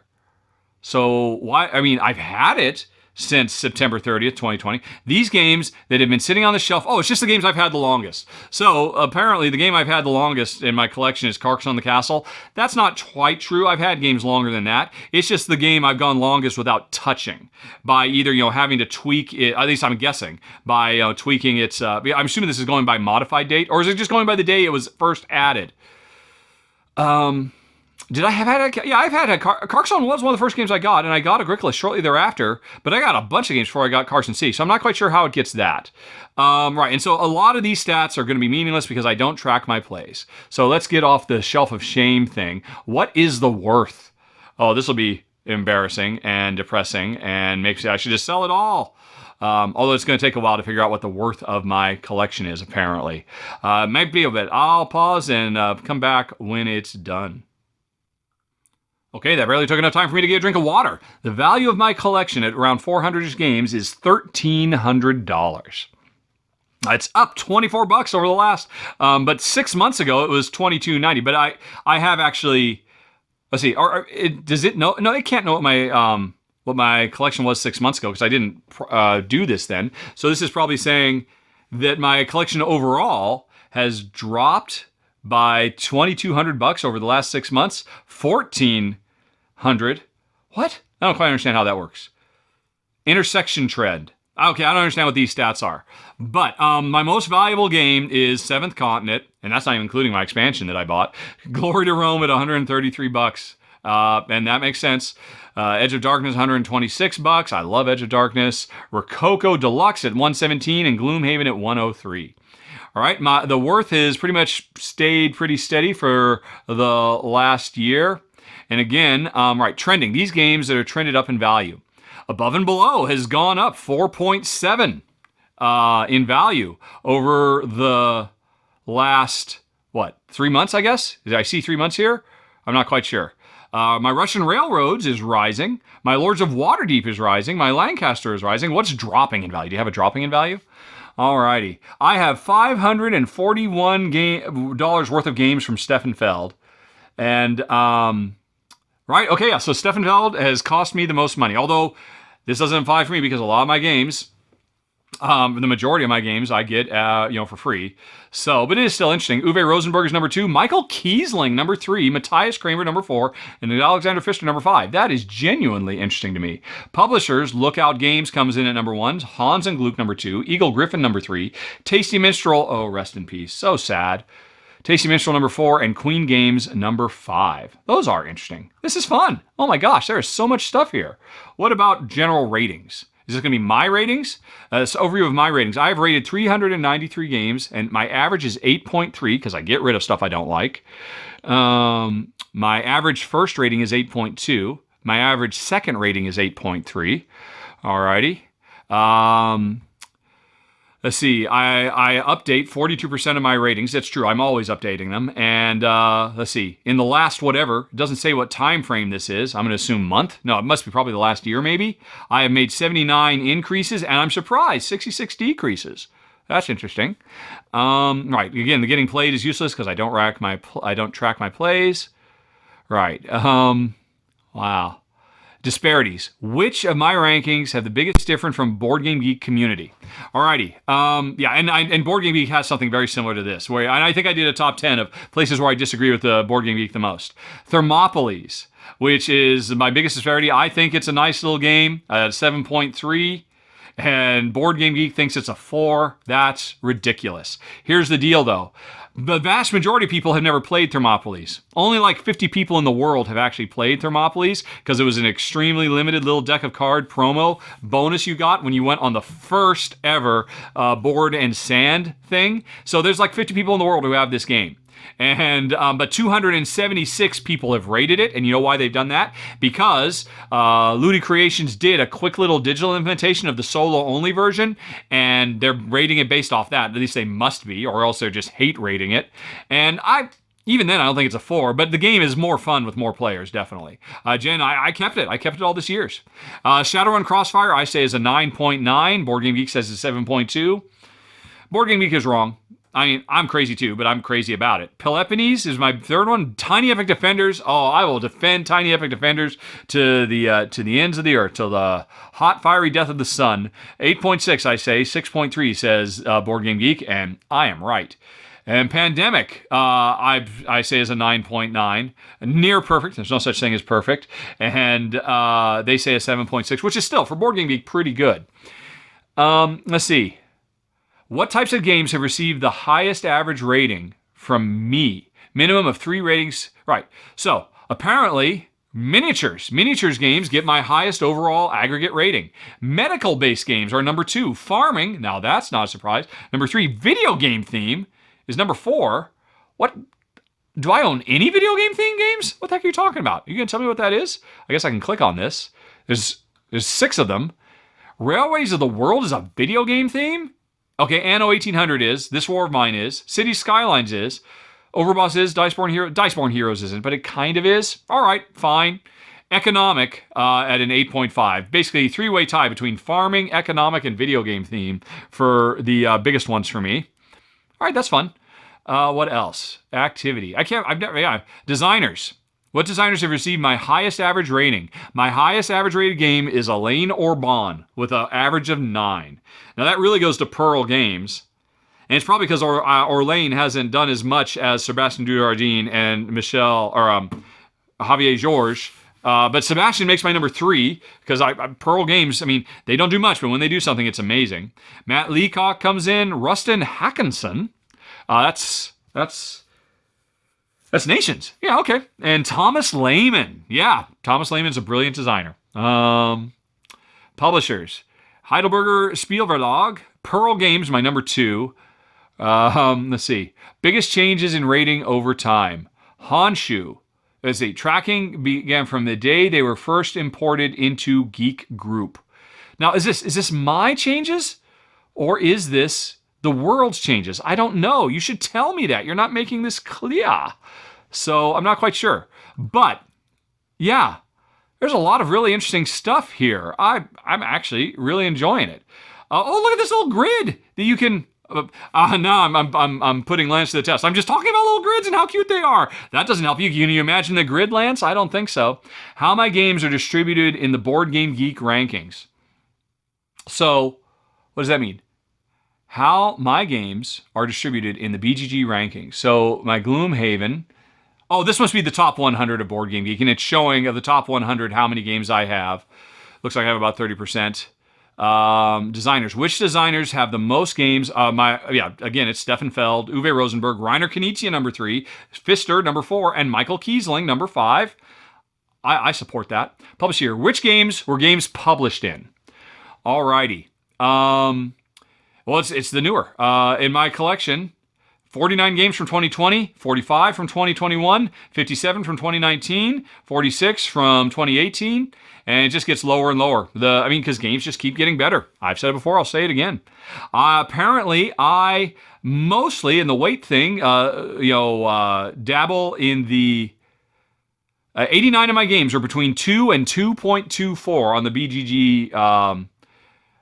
And that seems to be my light to medium is where I live.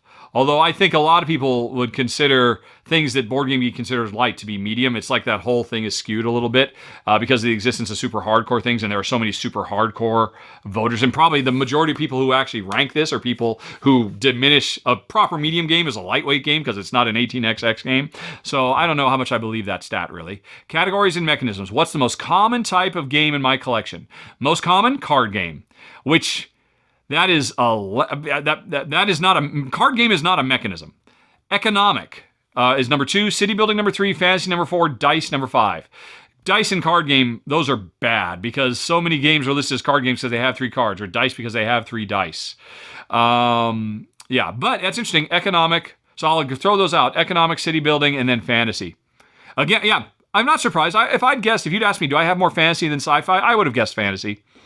Although I love sci-fi. Alrighty, publishers.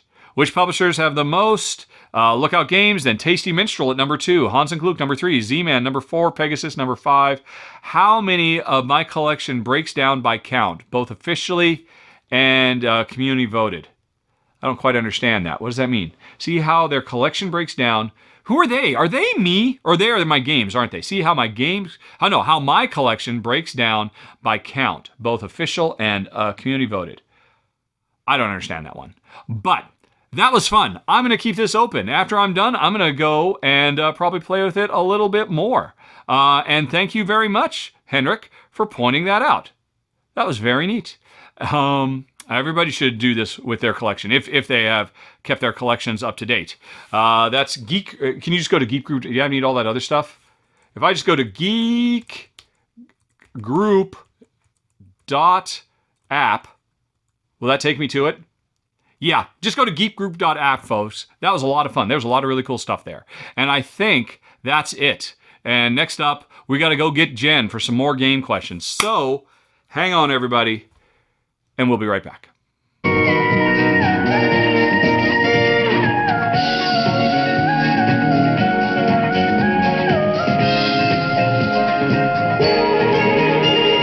Okay, everybody, we are back. Jen is here. Prove to the folks you're here, honey pie. For folks who are looking. I forgot to actually put the little picture of Jen. There she is. All right. So, we are now going to continue with some gaming-related questions that struck me that Jen might have something to say about. We will see. And then afterwards, yeah, you got me. Yeah. It's the Halloween edition. Yes, Jen's we just played a Halloween-y type game, so Jen's feeling in a very spooky mood. But anyway, okay, Gerald asks, which of these game worlds would we rather live in? Honey Pie. Yes. Dungeon Pets, the world of Dungeon Pets, or the world of Charterstone? Charterstone. Do you remember Charterstone? Yeah, I love Charterstone. Right? Yeah, we had our little groups in our camps, like 6 of them around there. Yes, with some okay, yep, things. you remember it. Yep. I love Charterstone. So you would rather live in the Charterstone world than the Dungeon Pets world? Yeah, cleaning up poop. Not as much fun. That's true. There was no poop. There was no fecal matter at all in Charterstone at any point. And we played through the entire game 1.5 times, the entire campaign.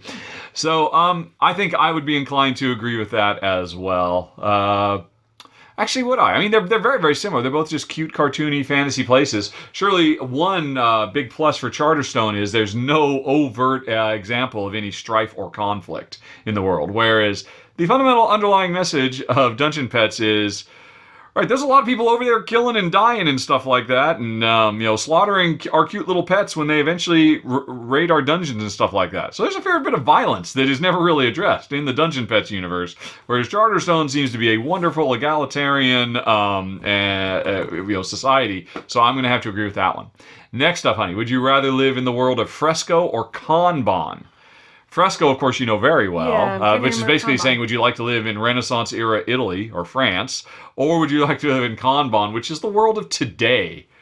Kanban is a game about manufacturing. Yes, that's a good job. Yes, It was about overseeing the development and production of cars in an all-in-one super factory where the design and everything was done. And you had Sandra, who was our manager, who was like, crack the whip, and we had to give progress reports and meetings and stuff like that. Well, so in terms of the world, it's a no-brainer. It is always better to live in the future than the past. Yeah, but what would I rather be doing with myself? I think that's really the underlying question. Yeah. Would you rather live the life of your character in Fresco? Yeah. Painting and going to the theater at night, occasionally getting depressed because you work too hard, or would you rather work in the Kanban automotive factory? I would definitely rather live in Italy. In the Renaissance, rather than, Kanban could take place in Italy today. Because it could be an Italian car firm. It could be. Although, considering it's Kanban, I would imagine it could be, or it could be in Japan or America or England or whatever. Yeah. Well, no, I think the whole Fresco universe is. So you want to poop in a bucket? If we're getting back to the poop question, because that's what you're saying. That's how I'd rather live my life: pooping in a bucket rather than a toilet. Well, no. It's the world. He said the world. No, I wouldn't want to sit around and be in a car automotive place. Because you get to go home and poop in a toilet and watch TV, as opposed to go home, poop in a bucket, and once in a great while get to go to the theater. Obviously, there's the romantic question. I mean, really, the question there is, what job would you rather have? Would you rather be a professional artist? Yeah. Maybe I would rather Sistine Chapel ceiling painter, or would you rather be a manager in an automotive manufacturing company? Yeah, I'd definitely rather be an artist. Big surprise. Yeah. I don't know. It still strikes me. I mean, that's a lot of work. Getting up on that rickety scaffolding, spending all day with your arms up above like that. That is tiring. That is super tiring. That's like a Survivor challenge right there. I could do that. I'd be the stained glass person. He didn't say the Fresco expansions, honey pie. He's just talking base Fresco. Well, having to get up super early to get the best pigments. Yep. No, I think I'd rather work as a middle manager in an automotive factory than be a Renaissance era successful painter, because again, my art is everything. Forgetting about quality of life once you're outside of the workplace, it's going to be. I mean, I could die. It's not like there's any safety standards. You could die doing that. You could die in the automotive factory. There are a lot more safety standards. They actually put a sign up on the wall saying how many days since the last accident, and they try to avoid accidents.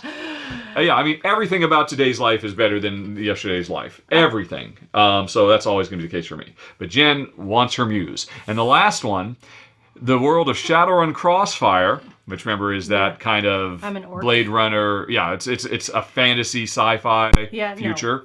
No. Or Agricola. Yeah. You would rather be a subsistence farmer with chickens and sheep? Yes, I would. And the constant danger of starvation. Yeah. I think you're having way too much of a romanticized view of what your life is actually going to be like. You're living in mud. It's a miserable, toil and but yeah, it's a no-brainer. I want to freaking live in the future where there's magic, like Harry Potter type stuff that just makes life freaking easy, and there's like all kinds of cool, neat science fiction stuff, and just everything about life is better. Yes, it's a quasi dark dystopic future. Yeah. But that dystopic future is outside the bounds of my little 2-bedroom apartment in Seattle. I know it's a no-brainer. Of course, I'd rather live in a place where there's kind of cool, science and medicine that will make me, and there's magic. There's actual magic. Okay. But you would rather just, have an expected lifespan of 50, hope that the midwife in town isn't too busy to actually see you and help you with your pregnancy, where that incredibly, it's miserable. Or it could be idyllic. No, it won't be. I don't know. All right, well, there you go. Gerald, I thought this was going to be a much more straightforward blowout, but no. You tweaked Jen's buttons. Well chosen choices. All righty. I'm always going to go for comfort and convenience over romanticized view that it will not live up. The reality will not live up to what you think it's going to be or what you're hoping it's going to be. Now, okay, to be fair. And who likes to garden. Well, okay, and to be fair, I am actually talking. He's saying the world of these games. And these world of these games very much abstract out a lot of terrible stuff. Yeah. I guess you could interpret it to say, oh yeah, no, in Agricola it's fine. The worst thing that ever happens to you is sometimes you have to beg and you lose a few points. And all the bad stuff has been abstracted out of the game, and I'm retroactively reapplying it. If you go solely based on what is demonstrated in the worlds of these games, that is, and because to me, I'm putting in all this extra stuff. Right. In the world of the game, the only thing we see is lots of violence and killing in Shadowrun Crossfire. Yeah, and in Agricola there is none. Yeah. You occasionally have people come help you. So because again, we're applying, not only do we live in this world to make this more interesting, but we're also saying who we have to be these people. And I have no illusions about, it's really cool to be an action hero. No, it's terrible. It's terrifying. You're very likely to die. You're in a lot of pain. Yeah. And you have to do terrible things. So with that in mind, if we broaden the to say, no, not only am I in that world, but I have to do what I do in that world, then yes, I guess I would probably choose Agricola too, because I don't want to run around killing people. But I'd still pick Kanban. I would still rather be an employee of Kanban rather than an employee of the church in Fresco. And Charterstone, we agree. Yeah. All right. Okay. Wow, that went deeper than I thought it was going to. Well done, Gerald. And then next question, Honey Pie 11, the soccer game or the football game we played. Where football manager game. Yes, yeah. Gerald wonders, has 11 sparked enough interest that you might watch 1 or 2 World Cup matches this year? Nope. Not even a little bit. Not even Ted Lasso, the greatest TV show of all time, would prompt that in us. I'm watching all of my sports on Ted Lasso. Yes, we Ted Lasso got it done, thanks. Nope, still nothing. Nothing. Alrighty. Okay, then we continue on to Alejandro, who points out that Board Game Geek Con has updated their COVID-related guidelines, and he gave us a link. I'll go ahead and fire that up. I imagine it's, these are from over a month ago because we're so late this month. Oh, yeah, I did read that, actually. Yeah. So what they're doing is... I'm clicking on the wrong thing. There we go. They're requiring masks. Darn it. There will be a couple... I'm going to bring it up. I'm going to put it on screen. Oh. If I can... Why? There we go, finally. So then I got to come back over here to Chrome. Boop. Yeah. So maybe things have changed since the last time we looked. I don't think they have. So everybody has to sign this waiver, attesting to the fact that they are vaccinated or they've tested negative in the last 72 hours. They sign this thing saying they agree to abide by the health and safety protocols and they abide by the code of conduct and anti-harassment policies. And you sign and date that. Apparently, I think they are still designating some places that are mask-free. There will be a few breakout rooms and open spaces that are mask optional. Now, in theory, if you go to one of those, you are still playing with people who have signed a piece of paper saying that they have been vaccinated or they have had a clean test in the last 72 hours. Right, and I think those are really the big issues. Mask usage, there will be enforced. Nobody can have their mask kind of just like below their nose and their nostrils hanging out. They're going to clamp down on that, and if you do it, you're going to ask to leave. And all no those kind of things. bandanas. So also they've got some information about... Oh, really? Oh, bandanas will not be acceptable? I didn't recognize that. That's pretty cool. They'll have some available too, but they have to cover the nose and mouth. And no gaiters. What's a gaiter? A gaiter is just like a buff. Oh, isn't that a bandana? Is that the same thing as a bandana? Bandana is the thing that like Yeah. Rosie the Riveter Well, wore her hair. Well, like Jesse James would. Yeah. Yeah. Mhm. Yeah. So no bandanas. It has to be 2 layers. Yeah. Okay. But the good news is Bits and Pips, who are awesome. Bits and Pips are awesome. Have made us some new masks because Betsy and Steve Ercolini have very, very kindly sent us masks. Almost 2 years ago now. Yeah. Jeez. And we have been wearing the heck out of those. But we're gonna get some new ones for BGG-Con. Yeah. Anyway, though, so yeah, there's been about enforcement, and then there's like a Q&A type bits. But so the question again, let me find the question again, was, does this update confirm your attendance to the event? Yes. Well, yeah, but we were aware of this when we decided to attend. We were aware that this was the approach they were going for. 2, this is the important one. Would there be any critique or suggestions from our end to further enhance those guidelines? Would you like to critique or suggest enhancements for those guidelines? I think there's one very obvious one. Proof of vaccination? Yes, proof. I do not understand why they are going with the... because it's Texas. It is Texas, but so... it's their little slice of Texas. It's their convention. They could be requiring, because it is very easy now. Both Jen and I carry with our phones, and if you don't carry with your phones, you had your original printout you got when you got vaccinated. It's very easy to provide proof of vaccination. I would have required that, and I don't know why they're not doing it. I don't see a good reason not to. I'll be honest, I'm a little disappointed. I kind of assumed that would just be a no-brainer. Why not do that? You just need a QR scanner. The people who already check you before you go in, just quick QR scanner. I mean, the outcome, there's going to be fewer people this year, so I mean that creates a little bit more log jams, but it's not the end of the world. And it's just only to get your badge in the first place. Once you've gotten your badge and they've seen, yep, you have gotten vaccinated, or you have forged a document, which I know exists, but it's really not very common. And I don't see why anybody would go through all the trouble to forge a document when it's so easy to do. And if you're the type who said, well, no, I refuse to vaccinate, you weren't going to come anyway, just out of principle, because you are vehemently opposed to this infringement on your freedom. So you're not going to come to BGG anyway. So I would definitely 100% require proof of vaccination to get your badge. And without that, you can't go through the door. Yeah, I just went and did a glassmakers weekend up at Pilchuck, and it was required.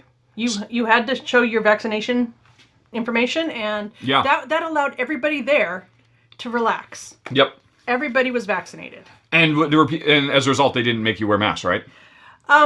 There were staff members, which I did not check to see if they were vaccinated, but just... But you can assume. Yeah, but still to be... Oh, staff members wore masks, but the attendees were not. Yeah, in our own spaces. I don't know what that means. We had a room that we were working in, so all of us who were there attending the glass convention didn't have to wear masks. Right. In our dorms or...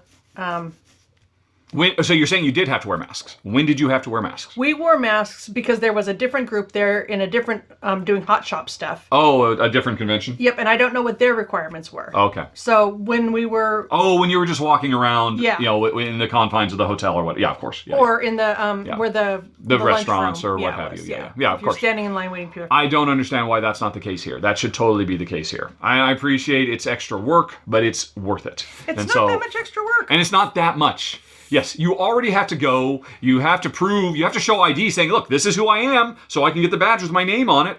At the same time you're showing your ID, show your vaccination status. It's totally, and so that's kind of disappointing. And for folks who are upset that we even asked this question, I decided to put it in here because it was Board Game Geek related. I could have put it in the personal section, but hey, it's board game related. It's one of the biggest conventions of the year. So that is what we would do, and I'm disappointed that BGG is not doing it. We'll still go, because I love Scott Alden. Just a little letdown.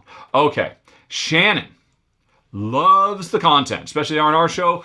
How effective, Shannon asks, was Jen's sponsorship slots? Did she see a notable increase in traffic or sales? Jen has sponsored the show twice. One before we actually got, external sponsors, and then one again, we had 1 week where nobody showed up. I think actually I've done 2. Yeah, that's what I'm saying. Yeah, you did twice. 2, and then a third one with the Wit-Wit. You did a contest giveaway as well. Yeah. Yep. Okay. So, I would say I got a lot more traffic to my Etsy site. So that was really good. I was doing really targeted offers. And so I think people who wanted that particular thing definitely took me up on it. But if you weren't in the market for that particular thing, which it wasn't player markers, it was jewelry. So, but I appreciate everybody coming and having a look. You didn't know this question was here, so you don't have your numbers available. But I remember, mainly I remember from the following week was I had to go to the post office a lot. It seemed like I had to go every single day, where normally I maybe go once or twice a week. So to me, that's a 60% uptick.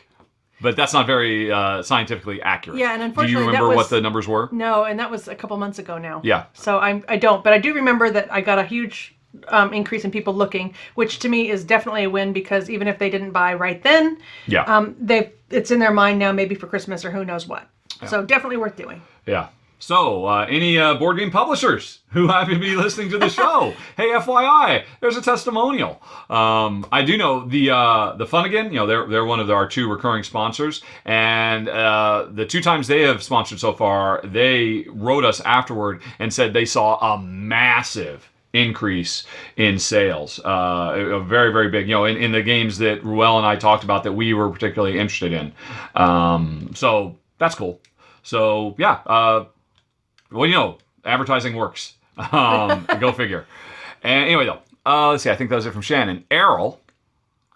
First of all, I don't think you can answer this first question, Honey Pie. Ryan Lockett is one of Errol's favorite designers and is working on getting a full collection of all Ryan's designs. Question 1.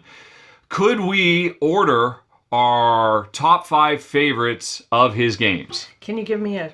That's going to be the tricky thing. Let's see. I'll come back over here and I will say near and far. Well, that's the thing. You're not going to... maybe you'll recognize them if I just put pictures of them. Right. So I need to get all of his games. I'll show you a picture.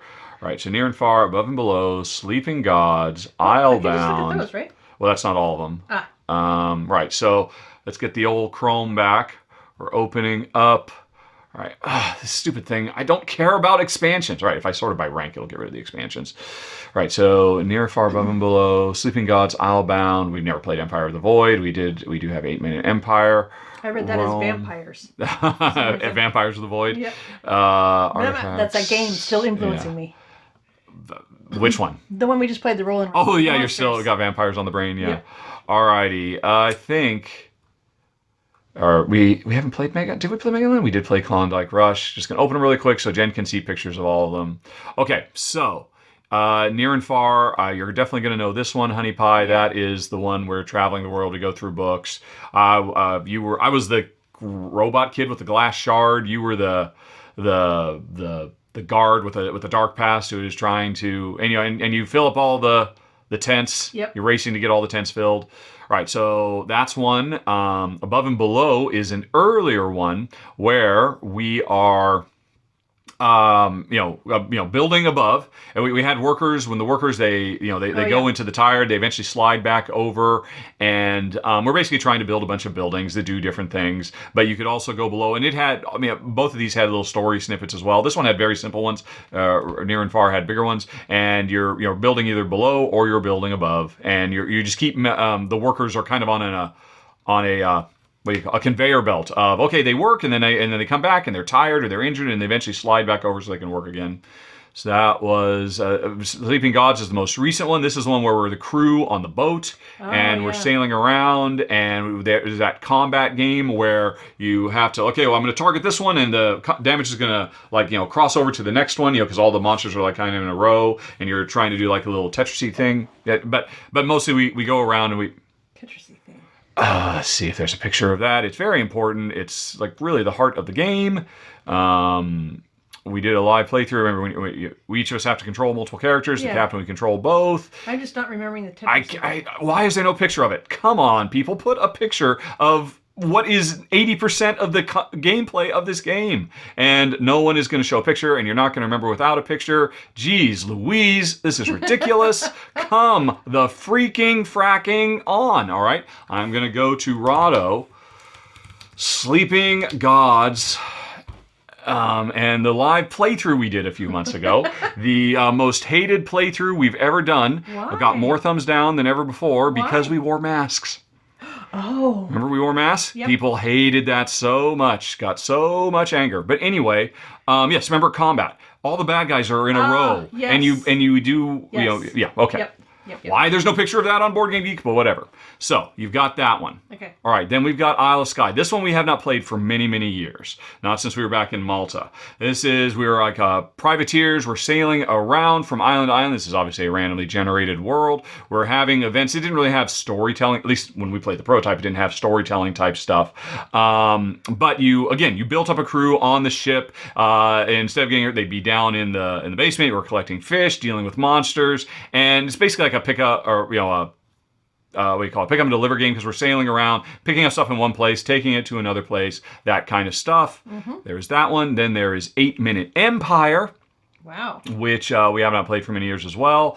This was all right, there's a game that picks up where we're basically doing area control. It had nice, really cool little pieces that represent our buildings and whatnot. But the main thing is every round we're grabbing a new card, adding it to our card, and doing what that card says, and building up, bigger and stronger. I'd be shocked if you remember this game at all, because we haven't played it for many, many years. She's happy though. City of Iron. This one we didn't keep, because it was a deck. This is the only other deck builder in existence, honey, that has you don't reshuffle your deck when you bring your cards back. So it's because of this game and Aeon's End that you ask in every single deck builder, do I have to shuffle my deck? But yeah, you're not going to remember this at all. I have to admit, I kind of don't. I kind of remember it. And we never played the updated version. Or did we play? No, we didn't play the updated version. There's Artifacts Inc. This was a little dice rolling game. I don't remember this one as well. We didn't keep it. All right, did it look at all familiar to you? If not, it's not going to make your top 5. The Ancient World. We played this. We played the updated version of it too, I think. This is the one where there's the gigantic, the big monsters that are coming. Yeah. It's kind of, you know what? I led this saying Jen's not going to be able to remember. She's not going to be able to remember. I thought maybe showing her everything, including the Yeti game, Klondike Rush. You don't remember any of these, do you? The problem is that they have the same art style. Well, of course, they're the same artists. Yeah. They're beautiful, but they do tend to merge a little bit in my mind. Right. Okay, so Jen can't answer that question. I shouldn't have wasted everybody's time trying to get her to. I will answer the question. No, it's not out yet. Now or Never is the best. Now or Never, his latest game, which we did which covered a few months ago, is going to be amazing. Near and Far is number 2. Sleeping Gods is number 3. Above and Below is number 4. Islebound is number 5. I mean, those are the big boxes. Those are what everybody thinks about. Then you get into the smaller stuff. 8 Minute Empire is just surprisingly one of the few area control games we really like. And Rome we really liked. Rome basically just takes the combat from Sleeping Gods and makes a whole game out of it. I might actually put Rome above 8 Minute Empire now that I think about it.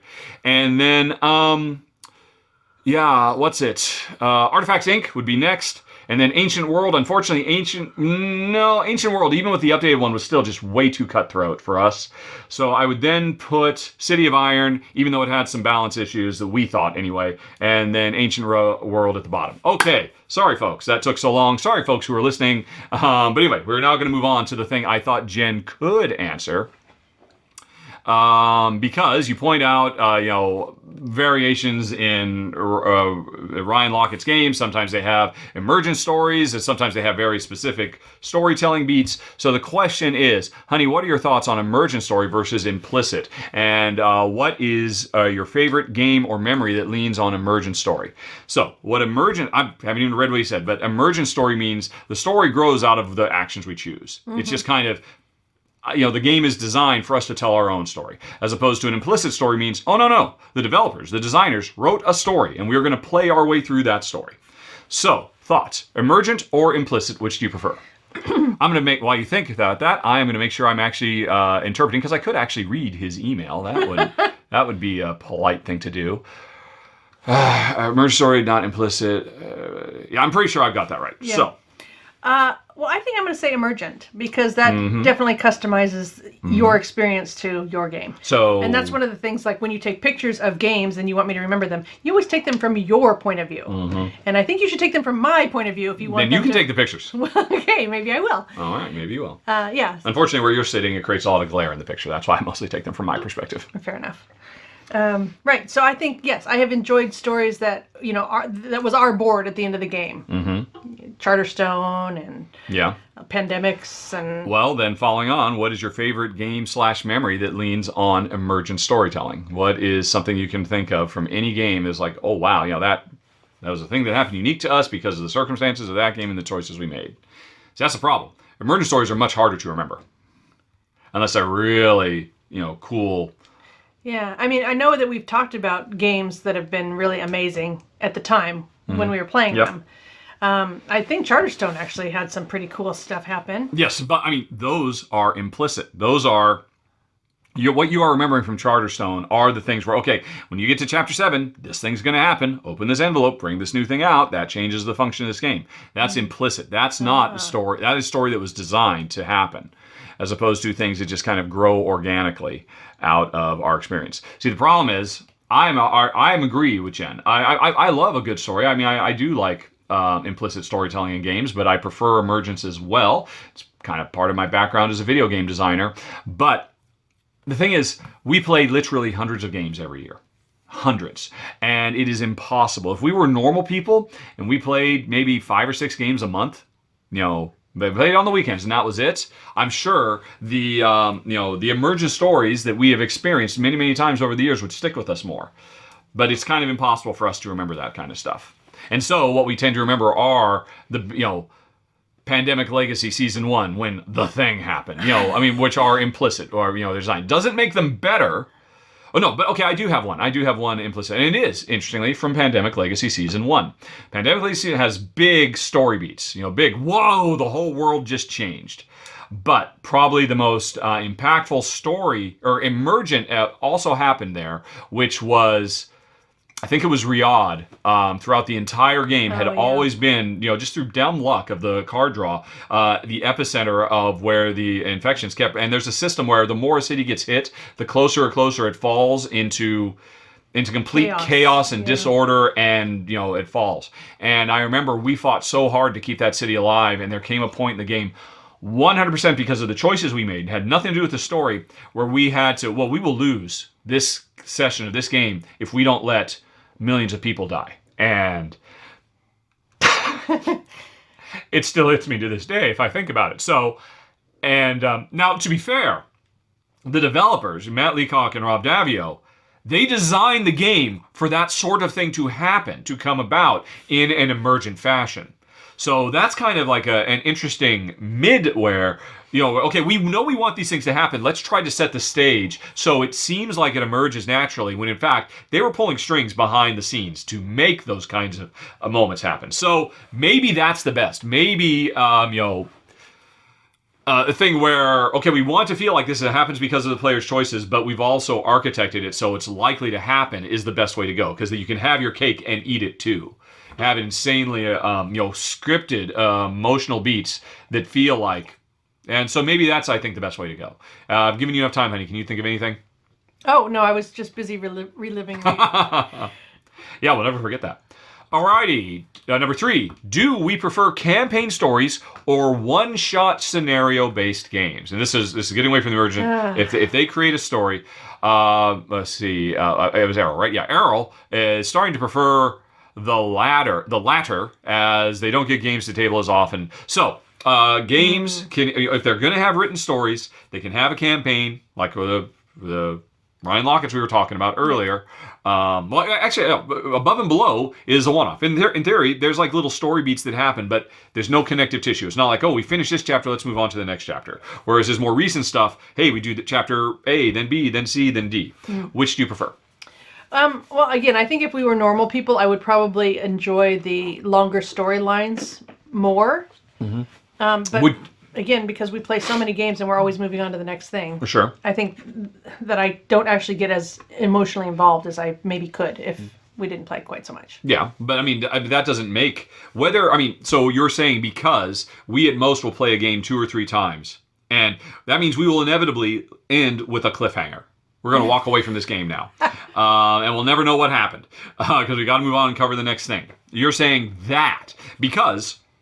Or, you're saying you would rather not have that happen. You would rather if a new Gloomhaven style game, or if the new Gloomhaven came in, and we're going to just play a couple of games of it, 3 games of it, see what's new. You would rather every single story that we saw was a complete, has a beginning, middle, and end, no trailing bits, nothing leading to the next story, no hint of a bigger, broader narrative. No, I don't think that. So then you do prefer, even if you don't get to experience it. Yeah, I guess knowing that there is more out there. Yeah. And knowing, well, someday we'll go back. But it is satisfying to have a complete mission. Yeah. It's called episodic versus serialized storytelling in TV. But is it a single camera?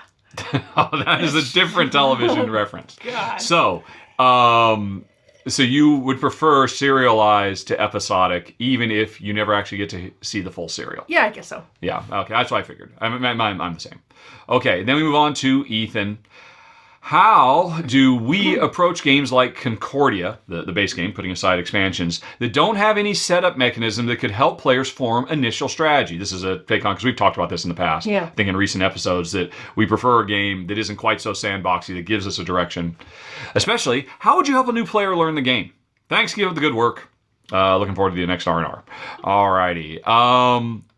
So, right off the bat, I would say that Concordia does give you some initial strategy. It's very specifically comes from the fact that cards have different costs.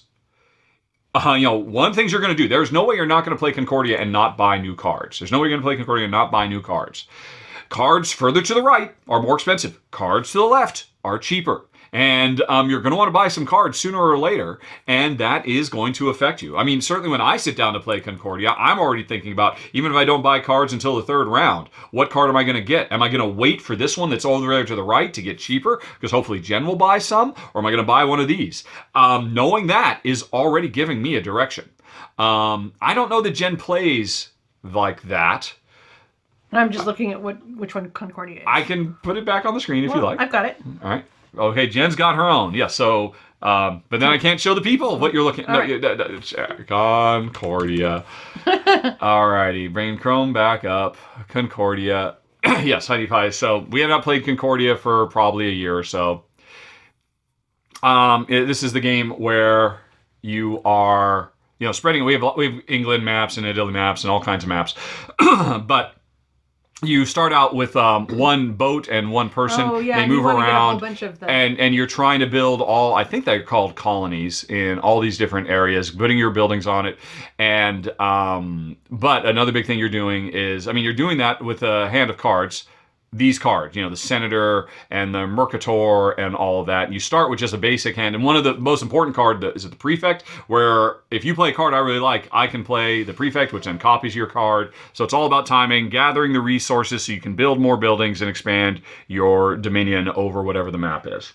And Ethan's point is, at the beginning of the game, it's an empty map. Everybody has one land-based person, one ship-based person, the exact same cards. It's not like you have a deck of cards and you drew 3 of them and you have to make a choice. All your cards are available. The only thing that changes from game to game is the cards that you can buy. And for me, that's enough. Right off the bat, I'm thinking, well, okay, I'm already thinking about, because remember, the cards have multiple functions. They have what they do, but then at the end of the game, they trigger your scoring, so you really want to focus on more Mars cards, that kind of stuff. So there's like a set collection element too. And for me, if I were trying to help somebody learn Concordia, I would point that out. I would say, look, I know it's big. I know there's a lot of stuff, but one thing to think about is sooner or later, you're going to want to get more cards. You have more power. And this one's very cheap, and you have the resources to buy it. Maybe you want to do that. That's probably what I would suggest. You know what? You can do anything. Maybe the first thing you want to do is buy a card, because now that you have this card, you have a direction. I've got a thing. I've got 2 senators instead of 1. I am better at this. So I think there's always something. It is, a game that has literally nothing in it that is unique or variable from game to game. That's actually really rare. Chess is like that. There are very few true chessy style experiences where there's not something that you can do. And so I would just focus on that. I don't know if you have any thing to say along those lines. No, I think now that Concordia has come back to you. Yeah, that's good. I think it's exactly, because you got to work with what you're given. Well, in a case of, but again, I don't think that's the case with you. Or maybe it is. What am I saying? You're a better player than me since you win 63% of the time. So would you say that's the case for you, that you are, I don't know what else to do, but hey, there's those cards. So we just always look for it. We always look for, okay, what's the thing I'm going to leverage? Yeah. All right. So, and you can do it in Concordia. You can do it, Ethan. Right. And Ethan said some more stuff. All right. DTT. All right. Oh, it was some words of appreciation. Thank you very much. And some words of appreciation for wearing the shirts. Thank you very much, Ethan. I appreciate your appreciation.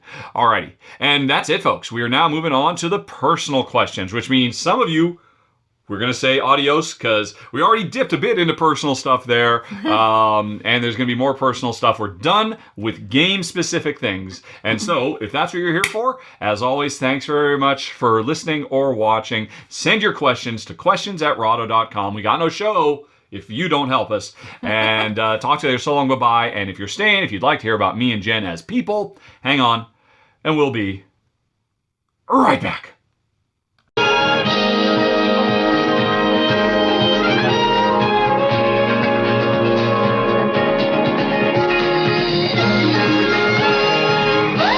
Okay, everybody, welcome back. Jen is here.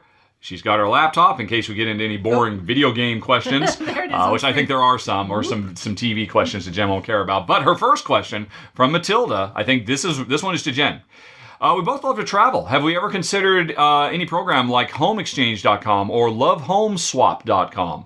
Bearing in mind that any arrangement can be made for your beloved animals, would you consider it in the future? Huh. I don't know what these are. I assume you do. I have this vague idea of what they are, but I have not looked into them. I'm gonna assume it's like that old Jack Black, Kate Winslet. Remember, the two women who swapped houses and they both fell in love with dudes, and she went to England. I can't remember who the other character was. Oh man, I can remember the name of the movie. But anyway, I assume this is you. It's like you turn your house, you swap houses with people. That's obviously what it is. Yeah. That's interesting, actually. I hadn't thought too much about it because usually we're living in the house that we're living in. Well, that's the point, yeah. And yes, we're living where we want to live. Right. Well, no, I mean, that's the thing. I don't think there would be any interest. Nobody's going to want to come and vacation where we are right now. We are not next to anything, even remotely close to anything that is of tourist value. Well, there's casinos. Yes, we live next to some Indian. So there are some nearby casinos because of some Indian reservation stuff. I don't think. Oh, maybe people would want to do it for that. I guess so. We're within walking distance of a few casinos. But when we were in Malta, I guarantee you, people would have killed. And we could have gotten, let's stay for free in Japan. Let's stay for free in New Zealand. Let's stay for free in Nova Scotia. Anywhere, because people would have loved to swap for, we get to stay in an awesome 2-bedroom apartment right next to the Mediterranean for a week? Yeah. So, why did we never do that? Because we traveled when we were there. Yeah, I don't know. Just didn't think about it, Would you? Well, I mean, I'm wondering, would you not want to do it because you don't want strangers in your house while you're gone? Well, I mean, we did have people come stay in our house, like Katrina came down. Right, yeah, those were friends. Yeah. And they... Yes. Yeah, we I think twice you had Katrina come down and house sit. Yeah, and she looked after the chickens. She and her husband got a holiday out of it, and we didn't have to, we didn't have to bother our neighbors to take care of the chickens and stuff like that. Yeah. I think though Katie still took on the pups, didn't she? We still had them stay with Katie. But anyway, yeah, I don't know. That would be something I would consider in the future. I suppose we'd have to have a desirable area that we're living in, and we're thinking about... assuming we did have a desirable area. Yeah. See, I would think you would dismiss this out of hand. I would think under no circumstances would you want total strangers coming into our house. In our absence. Yeah. I mean, I think that would just be an... Nut. Yeah, that's it. I just think it'd be an instant no-go for you under any circumstances. I assume that this is a site where, look, that people rate each other.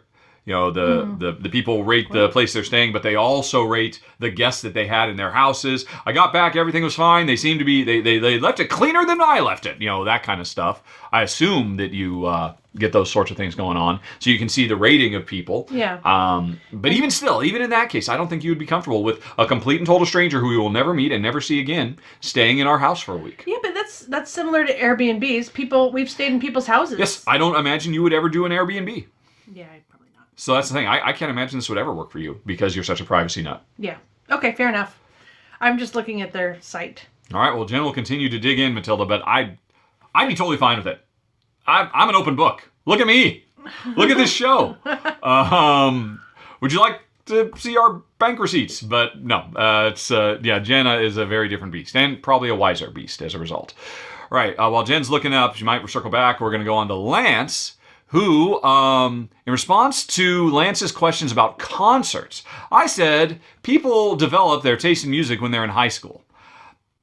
I don't know if I was like, I mean, I think that's largely true. I mean, but obviously people continue to develop over time. It's just, when we get to high school, that's the first time we're making choices for ourselves in our lives. And I think those are very, very, fundamental to who we are. And I think in my experience, people tend not to let that go. That people's favorite bands tend to be the ones that they decided for themselves in high school. And that informs their musical journey. It's the beginning of their musical journey. And the origin story is always the most important thing. Doesn't mean they can't, but anyway, maybe that's what you're going to talk about. I should read the rest of what you're saying. Because you disagree. Isn't it the case? You just want to talk that through. Lance manages a public radio station for a living, and one of the stations is rock and hip-hop. Part of Lance's day-to-day is talking about music and people. Well, then, Lance, you're more of an expert than me. Right. The thing that Lance notices is with student employees that they do not have a very thought-out appreciation of music. Oh, I completely agree with that. They just like what they like, sure. I'm sure there's going to be some kids who really get into it, but for the most part, they just, whatever happened to be on the radio. Now, although that's changed, right? Whatever happened to be on the streaming stations, whatever happened to be on Spotify is what I tended to like. But of course, in our age group, it was what was ever on, top 10 radio, is what they tended to gravitate towards. Let's see. Anyway, I'm sorry. I'm interrupting you. You're not even here. All right. So Lance continues. The thing that Lance has noticed with the student employees is they do not have thought-out appreciation of music. That developed when they were in their 20s. And you notice with students as well. You know what? I'm going to put high school and early 20s. I'm over 50. To me, that's the same bucket. A 22-year-old is the same thing as a 17-year-old to me, quite frankly. Their brains are all still developing. I mean, young men's brains, they don't finish developing until they're in their mid-20s. Their brain chemistry is still growing. All right, so that's why, to me, that's kind of still in the same bucket. Anyway, though, I'm interrupted again. Everything is either incredible or it sucks, and they can't give you a reason for why their opinions. Yeah, I would agree with that. I would say that music that Lance was into was when Lance was in high school is stuff that he's gone back and appreciates now, but definitely not the music that he generally cares about. I think college might be a more normal time to. And you know what? Yeah, I will grant that. You know what? Maybe high school lays the groundwork for college. But yeah, everything I said in high school is equally, if not more, applicable in college. I will totally give you that. Because it's the exact same things that are driving that kind of brain imprinting that we're going. Hey, in high school, hey, I get to choose the music. I get to set the radio station now instead of, because I grew up as a kid, my parents, or mostly my dad, left it on top 40 country and western for until I was 15 years old. That's all I listened to. Conway Twitty and, the Oak Ridge Boys. I could sing you verbatim every song, every top 10 hit. Elvira, my heart's on fire. Elvira, giddy up. I know all that stuff. I don't like any of it. I don't know. I kind of have a nostalgia for it, but it's not something. And it's when I went to high school and I discovered a used record shop and I started listening to the Beatles. And and the Beatles are still the most elemental, important thing to me. But yeah, I continued. I mean, I don't know. Maybe I just peaked a little early.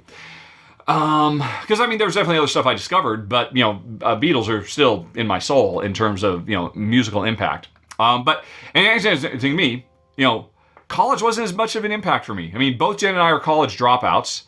Jen got out after 1 year. I think I maybe did a couple more semesters than you, and I eventually got out as well. Well, I did a little bit more than a year, but yeah. I think you did an extra. So I don't think college had the same kind of cultural and spiritual and everything else impact on us because we just didn't see it through. We kind of skipped. We went from we're students to we're grown-ups now. We got jobs. We have a house. We have a mortgage. And we have a dog. And so we're done exploring our musical predilections now. Let's see. Also, Lance thinks it's cool to continue to develop your musical taste for your whole life. Oh, I completely agree. Never thought I would care about modern hip-hop as much as I care about hardcore punk music, but that's what happened in his 30s, so who knows? I didn't mean to be quite so dogmatic. Yes, I hope that everybody continues to grow and evolve. I mean, let's see.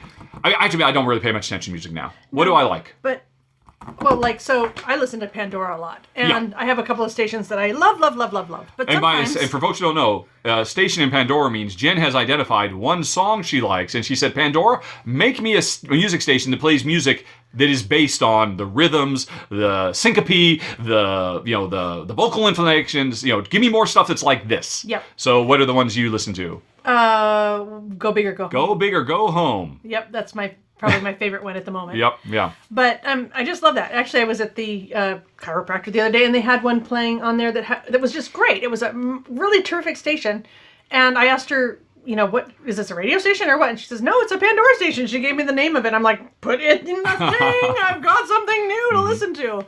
But I think it's really important to get off of my own channels and listen to whatever the top stuff is, because I'm always interested in finding new stuff, because then when I find a new song that I like, then I make a station off of that, and then it goes off in a whole nother direction, and I love it. I love that it's just not random stuff on the radio anymore. Yeah. And the same 10 songs. Okay. To Lance's observation, which is a kickoff of my observation, which honestly, Lance, you convinced me. I think college for most people is a more, high school is the first step of the journey. College and early adulthood probably really solidifies. Although there are going to be exceptions, like me. But I don't know. Your folks, what does your dad and Nancy like? I bet you anything, their favorite music. I know for a fact, Nancy's favorite music is Elvis. She was a teenager when Elvis was the king of the world.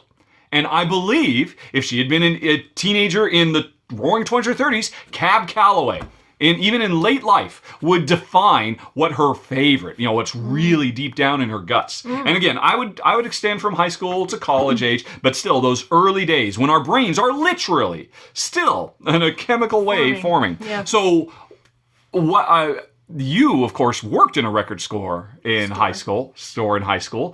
How has your taste changed or evolved, and how fundamental your love of music is inspired by high school versus college versus now? I think the main thing that I have changed as an adult is I don't want to listen to music that talks about stuff that I don't like. So violence against women or... Well, I don't think you ever liked that. Well, I know, but there's some catchy tunes out there that are, just kind of about... Oh, you're talking like The Police. I'll be watching you. Yeah. Or, yeah, that's creepy. It's creepy. There's another one. Of course, it's not coming to my brain right now because I've got Elvira in my head. Thank you You're very welcome. much for that. You're all welcome. This is why I cannot... I am so easily influenced. I don't want to watch... But okay, so you're saying in high school you did not have a problem with the Police saying every breath you take, every move you make, I'll be watching you, which is the creepiest thing in the universe, and just gross, and does not stand up today. And you were probably fine with it back then. I bet you weren't fine with it then too. Knowing you, I bet you probably think, well, this is gross, isn't it? Or were you fine with that? I never really liked the Police, but there you go. Yeah, I think there's a lot of stuff that just kind of infiltrates our brains that we don't necessarily pay attention to, and lyrics is one of those things. So to me, I want to be surrounded by positive things that are being said. But I bet you anything that would have been you in high school as well. You were not listening to any, Metallica. You were not, Exit Light, Inner Night, Take My Hand, Off to Never Never Land. You would have nothing to do with that. I'm trying to think of what I know of you. Yeah. You loved Belinda Carlisle and the Go-Go's. Yep, and Brian Setzer Orchestra, and... When did you discover Brian Setzer Orchestra? That really defines a big part, I think, of your musical. Yeah, that was probably junior high school. Mm-hmm. Yeah, and I still love that kind of music. Yeah. So... I would almost go say it is your favorite kind of music. I would say, Lance, I think Jen is, I think Jen, developed her taste. When you went to college and in your early 20s, did your taste change at all? Did Spice Girls and Wannabe rock your world and change your musical outlook? No. I'm trying to think of stuff from our early 20s. No, but I will say that Becky was listening to Pink Floyd and... those guys. Yeah, that's her sister. Becky's a couple of years older than you, yeah. Yeah, and there's a couple songs that I liked from those albums, but I never took up that stuff. That was just never my taste in music. No, thank you. Yep, did not like it. Well, that's kind of darker and grim. I think you're just a poppy, bubbly. You've always been drawn to that. Yeah, probably. And honestly, you love All About That Bass by Meghan Trainor. You love Meghan Trainor. Yeah. That's a direct line back to Belinda Carlisle and the Go-Go's. I mean, to me, I cannot imagine Meghan Trainor didn't grow up listening to Belinda Carlisle. Or I don't know, maybe I'm so old now. I'm probably missing an entire whole gap. The Bangles? I don't know. That's what I got off. But I think... Well, there's Jewel in the middle there. Sure. Yeah, Jewel. And Jewel, I think, was probably a big college thing for you. Yeah, probably. Yeah, I mean, I don't know. I mean, I like music. I mean, there's actually a fair bit of hip hop I like too. And particularly because in my late 20s, or no, it would have been my early 30s, I actually had to do a lot of research into that because I was going to be working on a game called John Singleton's Fear and Respect, and so I really super dove deep into the hip hop of the day. I think DMX was my favorite artist. I really enjoyed listening to him. But so yeah, I mean, I don't know. The more I think about it, Lance, I'm still gonna. I will expand that really influential thing to college. I just kind of dismiss it because college wasn't a big deal for us. But I do think people. We still went through those years. Yeah, I think hey, if you fell into love with Led Zeppelin, if you were a child of the '70s and you happened to stumble across Led Zeppelin, that defines you. It still defines you to this day. I think that's in the same way that Nancy, Jen's stepmom, her favorite artist is Elvis. Because Elvis... Did she tell you that? I know this because when I was showing her how she could set up, look, you can use Pandora, setting up streaming for her. Yeah. What do you want me to make? And she said, I don't know. Make an Elvis station. That's literally the first thing that came to her mind. Okay. Because I said, well, who's your favorite artist? And Elvis. Well, I mean, we listened to a lot of Neil Diamond in my childhood. And that had a big impact on you too, and that was childhood. I mean, and you carry that. You absorbed that and you adopted that. Yeah, I mean, I did go to an actual Neil Diamond concert as an adult. Yeah. I think by myself. I don't think you were interested. But, I mean, okay, is there any new music? I mean, you listen to music a lot more than me. I generally don't listen to music at all anymore unless Jen's got it on. Yeah. Can you think of anything you have heard in the last few years through Pandora, which does open you to other stuff, that makes you say, oh, well, that's different, and I think I kind of like that? I don't think that's the case. I think the stuff, I think Andy Grammer... is just again poppy, snappy, poppy, upbeat. Yep. Singing about positive stuff. Yeah. Yeah, that's probably true. But that's maybe a reflection of you as much as a reflection of the musical taste that you have developed. Okay, obviously we were both teens in the 80s. What is your thought about Duran Duran style synth pop? I remember in high school, I really got high on my horse and made fun of everybody listening to Duran Duran and everything else because those aren't real instruments. Those are just wah-wah boards or whatever. And I'm so superior to you because I listen to the Beatles and I listen to Dire Straits and all of that. Dire Straits is another huge one for me, and it's because my dad listened to Dire Straits a lot in high school, and he'd gone away from country and western and was really hot for Dire Straits, and so I still really love Dire Straits a lot. Probably my second favorite band. And again, that's because it was my high school years. But I now, as you were saying, Lance, nowadays I appreciate 80s music so much more than I did at the time. I absolutely love it. It was kind of in the background from my teen years, and I dismissed it. And I pushed it away because I thought I was better than it. But now I absolutely love it. That sound, that very specific 80s sound. I don't know if you have any thoughts about that. No, I don't know. I mean, I go back and I have listened to some things that I used to love, and I just think, well, yeah, it's okay. Mm-hmm. Yeah, a little toe tapping, but nothing that resonates with me deeply anymore. Okay. Well, I think we've hit that enough. We're moving on to Gerard, who says, in episode 76 of the podcast, we talked about Survivor. And Gerard, I mean, this is from a month ago, the Australian Survivor, but by far, the new season has been Gerard's favorite. He's super pumped. Or no, Australian is by far my favorite season. I'm super pumped for the new season. Survivor is my guilty pleasure. Is he saying the Australian one from like 19? I don't know. I thought, I mean... we've never watched Australian Survivor before, Gerard. Sorry, guys. Gerald and Gerard. Can one of you take on the name Jerry? Can you do me a favor? Anyway, though. And then they both say, well, I'll be the Jerry. Then all right. We watched the most recent season of Australian Survivor. It's the first time we ever watched it. And what did you think, Honey Pie? Oh, I thought it was interesting. I enjoyed it. It wasn't as good as the American one. Really, I thought it was fantastic. I thought it was the best Survivor I've seen in years. I thought it was so much better. It's interesting. One, the shows are like 70 or 80 minutes long instead of 40. So they really dig much, much deeper into stuff. Yep. They spend a lot more time with the people. And this season, I don't know if this has always been the case for Australian Survivor, but the most recent season of Australian Survivor was constantly throwing completely new curveballs that had never existed before. And I know, and the contestants were always talking about, oh my God, they've never done this before. I mean, they were really pushing the envelope. And now, it's interesting, this new season of Survivor in the US is also trying to do a lot of really new and interesting stuff, but nowhere near as much as the most recent season of Australian Survivor, which was really impressive. Plus, I mean, they just had some of the, I mean, George is just maybe one of the coolest Survivor characters that I have ever seen. Probably one of my favorites of all time. And so I mean, whatever George was doing, whenever George was on screen, he's like, oh, I can't look away. Right from the get-go. So yeah, I thought the new, which, all right, and I don't know, I guess you haven't seen it yet. You were super pumped. Well, I hope you enjoyed it, Gerard. I thought it was fantastic. Jen thought it was okay, but apparently not as good as regular American Survivor. Why would you say that? Oh, actually, George was a problem for me. You didn't like George? I didn't like George. Oh, George is awesome. awesome. A ton of screen time. Yeah, well, because he was awesome. He was the greatest thing that's ever happened to Survivor. Well, he's certainly memorable. He is very memorable, yes. Yeah. Oh, they made sure, of course. I mean, I'm sure every single person on Survivor is a rich, interesting, and compelling person. And, you know, you got to make your stars. And, like, okay, George has given us a lot to work with. Yeah, he certainly said does. the directors and editors. Yeah. Right. Oh, anyway, so Gerard asked, do you have a favorite season of Survivor?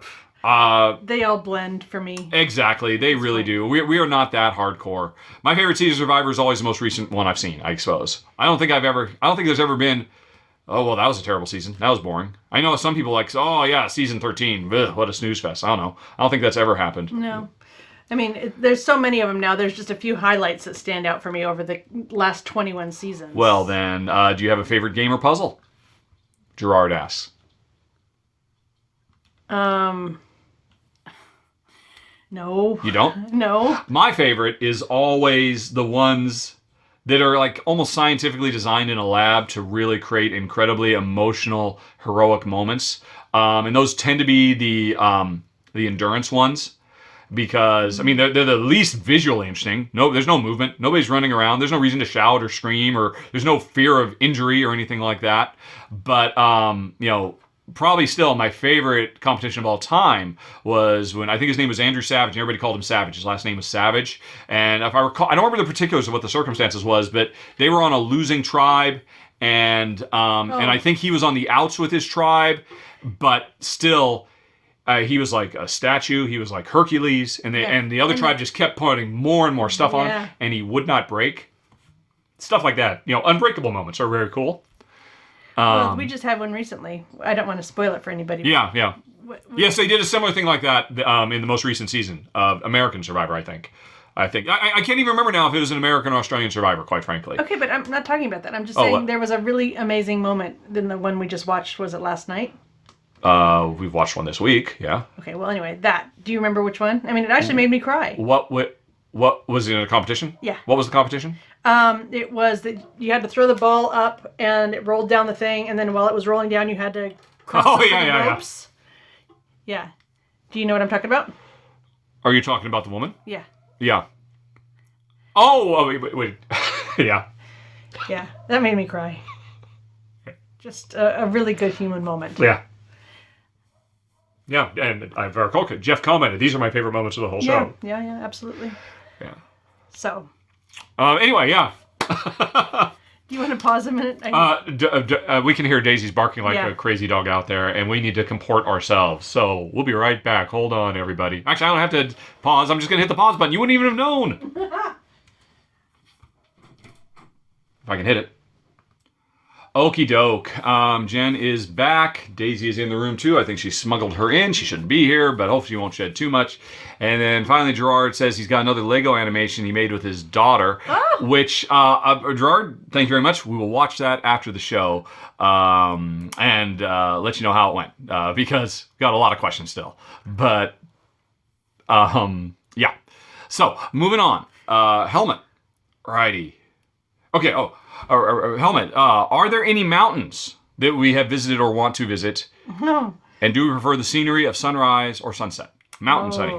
Oh. These are questions for Jen. Oh. I love mountains, especially after living on Malta, which was quite flat. And even England has very little in the way of actual mountains. So we are very much enjoying that here. And every time... Meaning, well, not that we're climbing mountains every day, but rather we can look around and see several mountains from where we live. That was one of the things my mom was always really aware of is, oh, there's Mount Rainier, oh, there's Mount Hood, or, when she'd fly up from California, she'd say, I got to see all of the mountains and the Cascade Range coming up. And yeah, so I'm very mountain oriented. I did climb South Sister when I was 30, hike up, not climb. So that is the extent of my mountain climbing. Okay. But it was wonderful and beautiful and absolutely fabulous. I loved it. Do I prefer the scenery of sunrise or sunset? I have to say sunset because I am often not up for the sunrise. But I always I will stop the car and actually watch a sunset. Okay. If it's worth it. So yeah. And I like to take pictures of sunsets too. All right. You don't particularly want to go mountain climbing, right? Oh gosh, no. Didn't you and your sister and Zane and Zoe go into the base of Mount St. Helens? Yeah, we went. The first year we got here? Yeah. So that you visited that? Yeah. But did you I don't know what you did. You can't actually climb on it. You just go to the visitor centers and stuff and look at it. Yeah. Yeah. Mountains are nice. I don't have any particular... they're nice from a distance. I don't need to go climb them. Right. I'm sorry. And we went to Switzerland and saw, the Alps. Yes, we've been to the Alps, and oh gosh, I can't think of what they all were now. The Matterhorn. Yeah, the Matterhorn. Yeah. That was all amazing. Just taking those. Yeah, that was absolutely incredible. That's actually pretty tough to beat, I imagine. Yeah, well, since that's their entire tourism industry is about, let's make this really easy for you to get right up there and just bask in the wonder and the glory of it. So yeah, we were on a 4 or 5 day trip when we had a train. We went on the train in Switzerland. It was incredible. Yeah Beautiful. So you can't beat that. And I'm sorry, you were talking sunrise, sunset. What was it? Oh, I just prefer sunsets because I'm awake for most of them. If you're awake for sunrises, you... Oh, I adore them. Are they interchangeable to you, or... Yeah, I think so. I was gonna say aren't they pretty much exactly the same thing? Just one's rewind and the other's fast forward. I suppose sunrise. Obviously, the sun is coming up, so you're getting different angles of light coming through. But they're the exact same angles, aren't they? It's just the direction that changes. I don't know. I think maybe the movement of the sun would create different refractions. Okay, I don't know. I don't know. I would have to look into that, but I don't know. It's wonderful. I'm grateful for every sunrise and sunset. Yeah. I think they're interchangeable, but they're all lovely. Alrighty. Moving on to Ryan. Alrighty. Ryan's wife and he want to ask us about Birmingham, England. Oh. Ryan, they had the opportunity to go for an extended visit. Wow. Or have an opportunity to go next summer and want to get our opinions about the city. And some must-see and must-dos. Oh, actually, a couple of years ago, my dad and Nance, my stepmom, and my sister and her 2 kids, we all went to England and spent a month there in the summer. And one of the things we did is we rented a narrowboat in just outside of Birmingham, and we did some narrowboating on the canals there. Yep. And that was really good fun. So that is certainly available. I don't know that I would recommend you do we did a 4-day type of thing. And was that 2 days too long? Would you prefer to 2 or 3? It's hard because the area around Birmingham is quite industrial. So, and that's what the canals are there for, was to move goods from the rural areas into the cities so they could be processed and or exported. So a lot of the area that you go through is more industrial, or it's the backsides of cities or whatever. So if you only have a couple days that you want to do this, I would actually probably not go on the same ring that we were on, because it was rather industrial. And I think the reason to get out on a narrowboat is to be out in the beautiful countryside. And it's a slow pace of life. It's very relaxing, and it's absolutely wonderful. So I definitely recommend that you do that, but just probably not right there at the Birmingham area. But England is a tiny place relative to America. So you could go 40 miles away and be on a completely different circuit, and it takes you 40 minutes to get there. So it's not like, I have to stick in Birmingham. There's lots to do. within an hour of Birmingham. Is there? Well. I mean, Birmingham, I think, is where the UK Games Expo is. That's pretty much all I know about it. Yeah. Well, like I said, it was very industrial. It was one of the industrial hubs of England. And Stourbridge is near there, which was a very important glass and ceramics part of the country. So I've gone there for several glassy things, but you probably wouldn't. I think it's just, yeah. There's absolutely fantastic and beautiful spots everywhere you look in England. What else would I do in Birmingham? Well, Leamington Spa is not too far from Birmingham. So, and that's one of the places that he interviewed when we went for a, when we went is Warwickshire and all that within driving distance? Yep, absolutely. So, I would go and do all that stuff. That stuff is much nicer. I mean, I don't know. Well, I've been to Birmingham once, I think, for UK Games Expo, and pretty much all I saw was the hotel we stayed at, and we drove around from the expo back and forth, and it was just a nondescript city to me. Yeah. Well, I think we stayed in Birmingham the first night when we took the train from London to Birmingham, and then we got a car and we drove down to Leamington Spa. So, again. So, a little bit. I mean, and that was 20 years ago anyway. Yeah. I would trust TripAdvisor. Just do a TripAdvisor top 10 things to do in Birmingham and do 8 of those. Probably. Or maybe 6, really. Yeah. I can't think of really anything particular. Yeah. Okay. But I would recommend you do the narrowboat. That's a big investment, of time and all that. Well, you can do afternoon trips. You can do a couple days. But you actually get to drive this big boat, and so I would say do at least a 2-day one. And it's like a training because it goes very slow. Oh yeah. It's almost like bumper cars because you're just on this little narrow canal kind of thing. Yeah. But it's nice to feel like you've achieved something with that too, because the first day you're like, oh my God, I'm hitting everything. And then the second day you're like, hey, I actually kind of get this now and everything. So it's fun. And you'll see beautiful parts of the country that you wouldn't be able to see because there's no roads there. Depending on the canal you're on. Yep. Alrighty. Mike says that I recently stated Ted Lasso is my favorite TV show in the history of television. And am I talking recent, or am I saying goodbye to Star Trek, Better Call Saul, etc.? I'm not saying goodbye to those, but yes, it is the greatest TV show of all time as far as I'm concerned. That's obviously an exaggeration. It is my favorite TV show of all time. It eclipses everything else. Nothing comes close to it. But Star Trek is still in my top 5. Right. And oh man, we just saw the season finale of season 2 of Ted Lasso. It totally nailed the landing. And actually, this week had the season finale of Star Trek Lower Decks, which was also absolutely gobsmacking amazing. It is such a great time to be a TV junkie. Anyway, Mike is a huge fan of the show. What is it about it that draws us to it? Really surprised to hear the praise regarding it's a show about sports. Yeah. Well, is it really about sports? No, it's about being a great person and helping other people to be great people too. Yep. It is about everybody doing their best to bring out the best in everybody. Yep. It's absolutely amazing. And, I won't talk about it too much because I'll get all verklempt again. But, it's... I genuinely think if it had been set in an office about paper sales, I would like it just as much because it's the antithesis of what pop culture has become ever since probably... I don't know. Everything starts in my teen years, of course, when I noticed things starting to happen.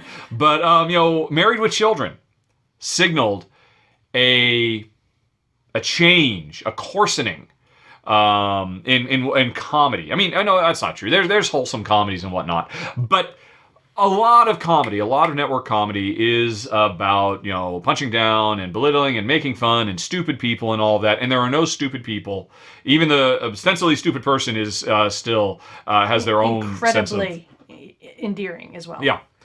And so we get to see, depth to them. And I hope it signals a sea change in what we can find funny.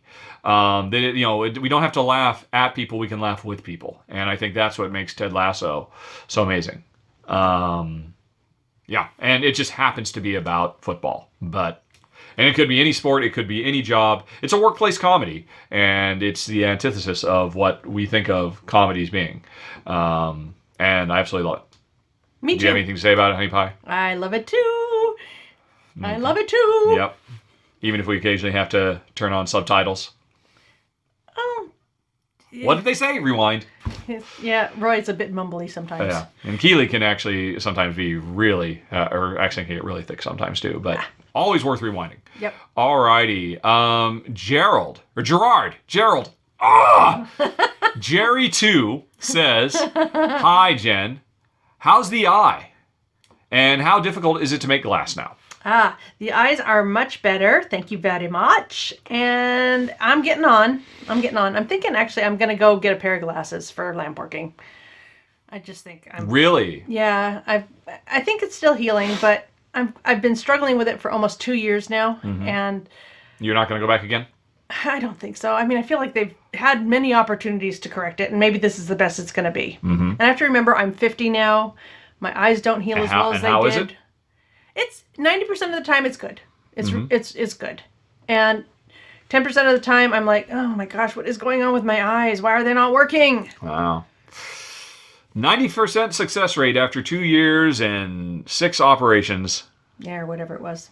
Oh. Yeah. So I'm just thinking, and really the only time I'm really frustrated with it is lamp working. So if I just get a pair of glasses that work for me when I'm lamp working, the other time, I can read the computer fine. I can play games fine pretty much, except when it's darker. I think that just... Well, it's this room. That's an aging eyeball thing. When we film in this room, that's the problem, because it is literally dark in here. Yeah.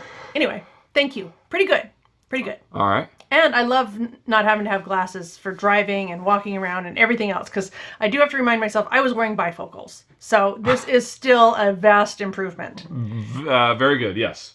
That's a very Ted Lasso approach. Well done, honey pie. Well, when you're 20, you heal great. It was fine. Everything was perfect. I had 25 years of perfect vision, and I, got a bit spoiled with that. Yeah. Okay. Let's see. Jen, listening to you talk about your chickens for the past few years, has encouraged Gerald to get some of their own. They're great, but now we keep watching reality shows about living in Alaska. Oh, it's a slippery slope, Gerald. Anyway, besides chicken wire fence, do you have any tips about protecting from predators? Yeah, I have the electric fence, and that has worked so well. My chickens spend probably half their life right now up on the hill, which is near us. It's part of our garden. Backs onto some common land. So I have just put a electric fence on that. I've never had a problem.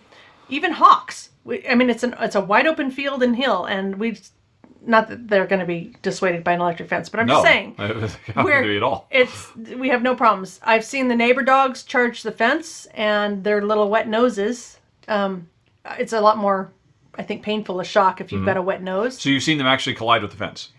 I've seen our dogs collide with the fence. Yeah. Yeah, for sure. And they go, "Wah! Oh dear. Never again. Never again over there. We'll just give that a good birth." And for the record, it's nothing. It's just like a beep, and it's just more that they're startled and surprised. Oh, yeah, absolutely. Yeah. And I'm sure it's more shocking if you've got a wet nose. That's a good point. Yeah, that's true. Yeah, yes, I have not tried touching it with my nose after applying some...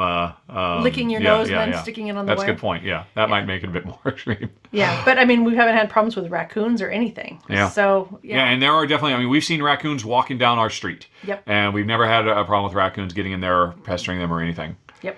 And they know to stay away from it too, because occasionally you'll hear them get too close and cluck. Actually, the baby chicks, I've seen them experience the fence. They were small enough that they could fit through the holes in the electric grid, but then coming back through, somehow they would touch the top and the bottom or whatever and get a little shock, and that let them know not to do that anymore. So even the chickens learn from it. Yeah.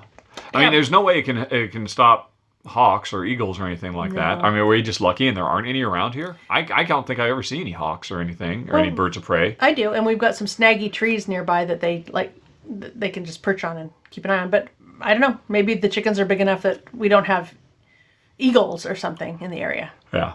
But yep, so that has worked really well. And actually, Louise, back in England, that's all she had to protect her chickens. She had one of those igloos, those kind of plastic coopy things, and then she would have an electric fence around it, and that was all. And she was on the border with farmland and fields and everything, so there was at least neighborhood dogs wandering around, if not other coyote type things, and foxes certainly. Oh my God, foxes! Yeah. I did not have in England an electric fence around my coop, and we lost my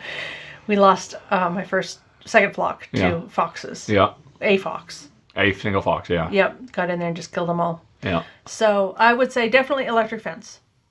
And that's it? Yeah. All right. Well, and we tuck our chickens in every night too. So they're tucked away in a wood coop. Yeah. Basically a work shed that has been converted into a coop. Yep. Alrighty. If the next question causes too much of a bad vibe, ignore it. We'll see what happens. Rahdo. Let's see. Gerald. Was it Gerald or Gerard? Gerald thinks that I was raised by just my mom. No, I was raised by my mom and my dad, if I recall correctly. It seems to be less difficult for parents and children if two good people are there to help look after children instead of just one. Power of math! Do you think your childhood made you prefer games that require you to overcome struggles, the Uwe Rosenberg shackles, and also made you have more empathy towards others? Well, I'm going to, unfortunately, no, I grew up in a two-parent household, but, believe me, they were not happy about it. Once Ryan and I were out of the house, boom, divorced. They stuck it out, and I don't know. But they got married and divorced, I think, 3 or 4 times. I think they got married 3 times ultimately, although in the end they were officially married, but they lived in different houses on adjoining lots because they were always oil and water. But I believe they both just agreed it was very important to have keep their differences away from us and, ensure there was a stable family. So I cannot say being raised by a single mom had any impact on me because I didn't. Jen can talk about that though. If it doesn't create too much of a bad vibe for you, you can ignore it. But Jen's parents got divorced. You must have been 8, I think. Yeah, 7 or 8. 7 or 8. And she grew up first living with you and your sister lived with your mom from like 8 till 14 or something like that. And then you moved in with your dad and your stepmom and stayed with them until you went off to college. Yep. So, do you want to talk at all about if that had any kind of impact on the type of person you are or anything like that? Well, my mom was incredibly, how do I say this? She didn't have a lot of rules for us. Mm-hmm. And so my sister and I grew up. She was raising young, independent women. There you go. That is how she would put it. Yes. I know your mom, yeah. Yeah. And I'm not going to argue with that. It was brilliant. We had an extremely free growing up period. Mm-hmm. And part of that was that we lived in a small town when I was younger. We moved to Yakima for 3 years, sort of in that 11 through 14-ish age for me.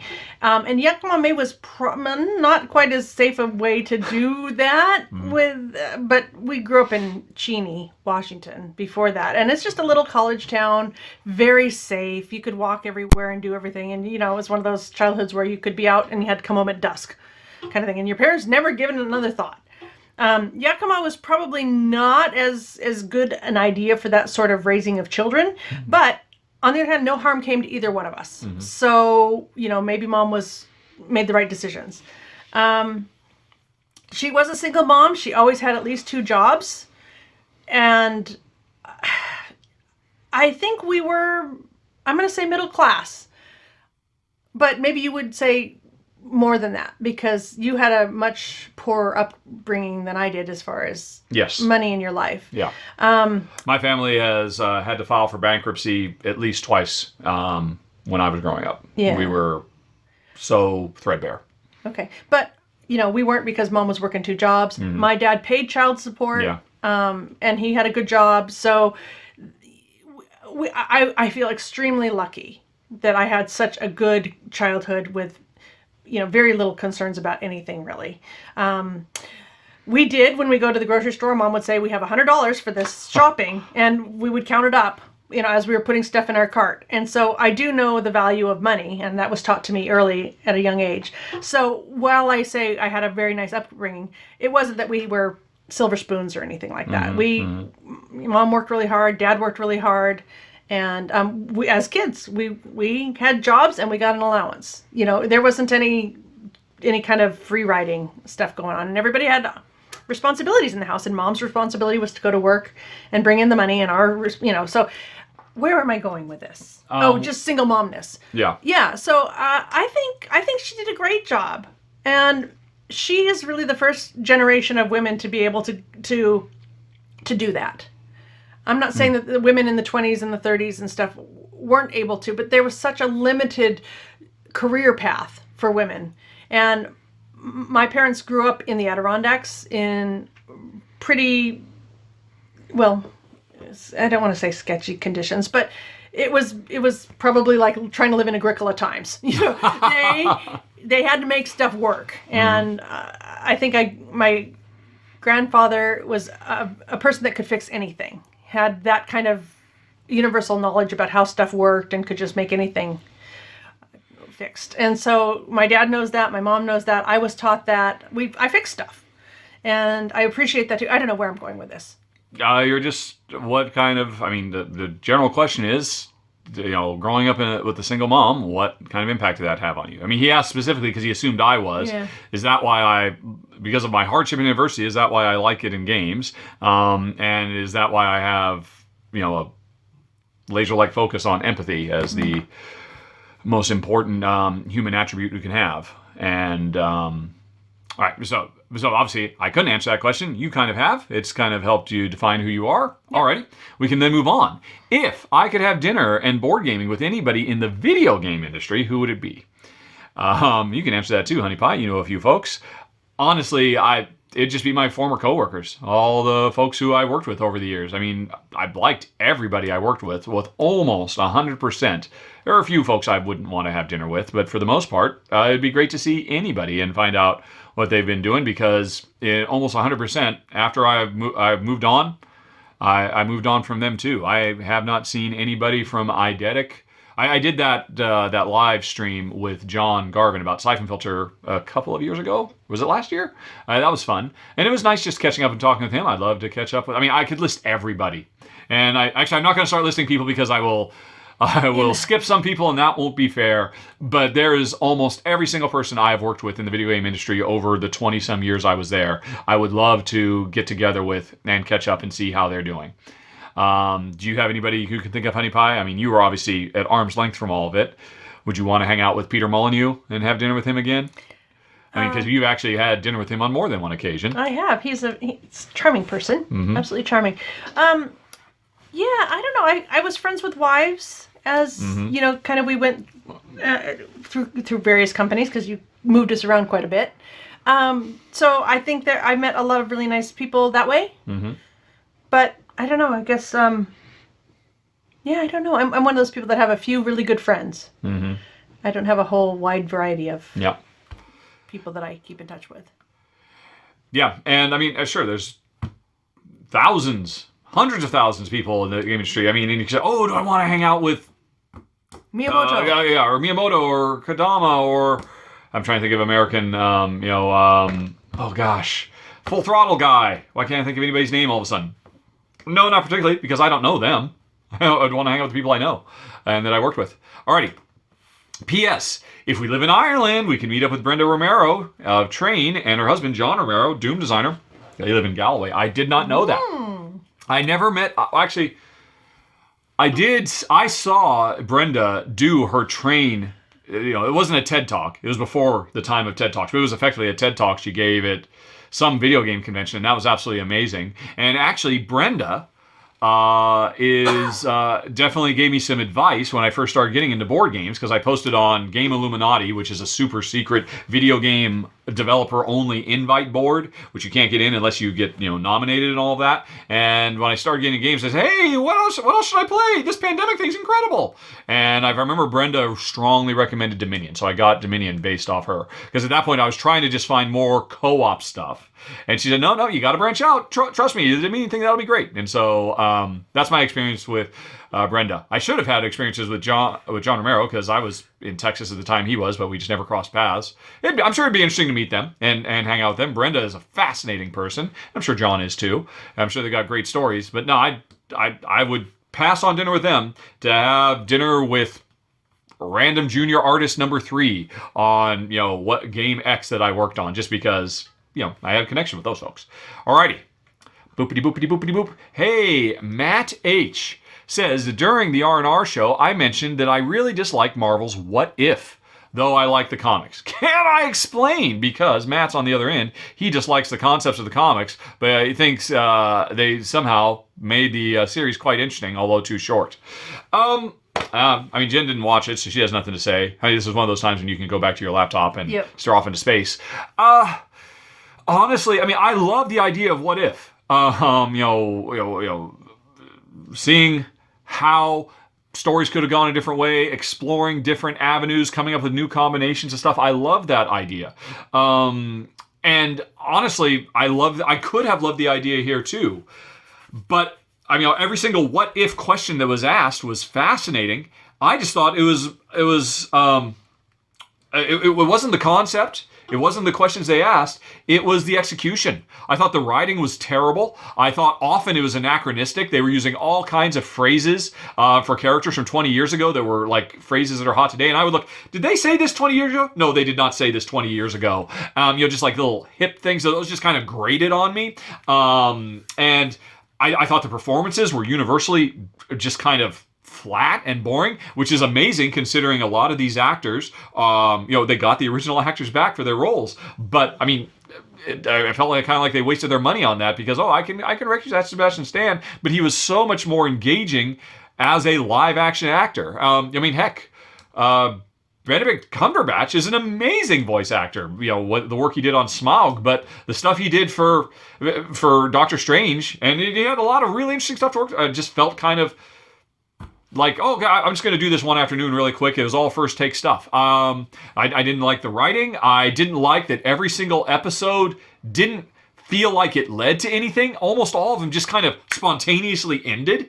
And a few of them had an ending that it made sense that it spontaneously ended. But like the one with Killmonger becoming, what if Killmonger had become Black Panther? That one literally ended in the middle of a scene. And they didn't even, it's like, what? Why? What is the point of that? It just, I don't know. I was really, I liked the animation. I really liked the animation. The look of it was gorgeous. I thought that was brilliantly done. And that was a lot of work done by a lot of really talented artists on a bunch of scripts that were all first pass and needed more work. They should have spent a lot more time in the writing room trying to come up with what are we actually trying to say? What are we trying to do here other than just, this is interesting. And I was really disappointed by it. Alrighty. Which, I mean, normally I always try to see the good in everything. And I'm willing to, that was a little dicey there, but on the whole, it's great. I mean, I watched every week, and every week I was like, that was disappointing. When they tried to be funny, they weren't funny. When they tried to be, have really grave gravitas and, big moments of sacrifice, it's just all so flat. Just nothing really worked. Right. There were a few moments here and there that were very, very cool, but they did not add up to. They were just a few little moments. They they had the 6, 7, 8 episodes, 9 episodes. There's maybe one episode's worth of good moments in there. Spread across. Yeah. Anyway, so then Matt continues. So you want pop culture? Well, here we go. I wanted to make part 2 of the Rahdo Factor fiction game that I sent you on a couple of years ago. I was just gonna say I don't remember this at all. I've completely forgotten. But all right, but you don't have enough Rahdo facts. All right, I'm looking forward to whatever it is. But in the meantime, I have an unrelated Marvel tournament bracket in the attached spreadsheet. Can you open it? Let me see if I can open it. Let's see. I assume this is going to open in Google, so it's going to try and open over there. There it is. Alrighty.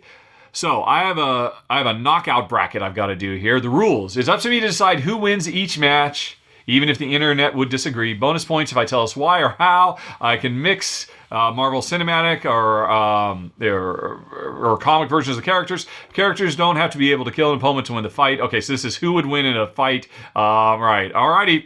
All right, Honey Pie, you got something to do for a while? Yeah. Alrighty, let's see here. Let me, right. I need to go back to Chrome. There we go. So there is the elimination bracket. I think that's what they call them in sports. I'm not quite sure. And apparently I have to fill these spaces and everything. So first up, Punisher versus the Daredevil. That's going to be Daredevil. I can't fill it in. Or do I just click on this? I put it here. I see. Okay, here we go. Why won't you let me edit? Oh, Oh, because I'm in view only. There we go. I have to request edit access. You failed. You failed. Can I save this? Can I save this as an Excel file? Make a copy. Make a copy? Yeah, make my own copy. There we go. And then maybe I'll be able to, in my own drive, and then I'll be able to edit it. Okay. Good call, Honey Pie. Good catch. Daredevil wins. One, because I'm pretty sure I've seen him win in the past. Two, because Frank Castle to win has to be ready to kill. He's not going to kill Daredevil. He's going to try and take him offline. I mean, there was that famous scene with by Garth Ennis where he they recreated in the TV show. But I think in the end Daredevil is going to win. I mean, he's got. Frank is going to. Frank's most effective tool is denied him his willingness to, execute someone effectively, and so Daredevil, I think, has a more indomitable spirit, is not easily broken because the comics book have tried to break him every 6 ways to Sunday, and he always comes back. He is indomitable. Oyeke versus Black Widow, Natasha. I do not know who Oki is, so I'm going to have to skip that one. I'll give it to Natasha. BW. Sorry, I'm embarrassed to say I don't know who that is. I have not been keeping up with Marvel Comics for probably about 10 years now. Falcon versus Blade. Regular Falcon versus Blade. If you're talking a regular Falcon who is just a guy who can fly, who can talk to birds, I think it's going to have to be Blade. Blade has super strength. Blade has more weaponry. I mean, actually, I don't think there is a winner there. I think they fight each other to a standstill. Falcon just flies away. But you'll have to give the win to Blade, because Falcon will have to get in close, and you don't get close to Blade. That's pretty straightforward. Hawkeye versus Deadpool. I mean, I am not a big Deadpool fan. I mean, I enjoyed the movies, but I love Hawkeye in the films. Everybody says he's the weakest Avenger. I think he's the most important Avenger by far. I cannot wait just a couple weeks until his new show. Oh, it's so great. Why is he the most important Avenger? Because in the movies, because he was the heart of the team. Because in Age of Ultron, when they were on the outs, they all went and hid at his family farm where we met his wife and his children, and he was the only real person, the most complete person. Everybody else, every other Avenger is broken in some way. You mean that he had a real life with? Yeah, he had a real life, and he was the glue that held everybody together at the end of the day. Right. So right, and plus, I mean, I think he's the bravest of all of them because, as he said, I'm just a guy with a bow and arrow. I'm just trying to make it work. Alrighty. Let's see. So, but still, I mean, Deadpool's immortal. Deadpool will win no matter what. There's nothing in the end of the day that Hawkeye can do. I mean, I guess he could, I guess if he used some kind of special trick arrow to bind Deadpool in some way, but honestly, then Deadpool will just turn and talk directly to the camera and use a trick to get out of it. So it's an unfair fight. Winter Soldier versus Cable. I'm not an X-Men guy. I've never really known that much about, so I don't know much about Cable. So I'm just going to say Winter Soldier. Not because of the movies, but because when we had, 2 or 3 years of Bucky Cap, oh my God, that's some of the best comics of all time. Spider-Man versus Black Panther. Spider-Man.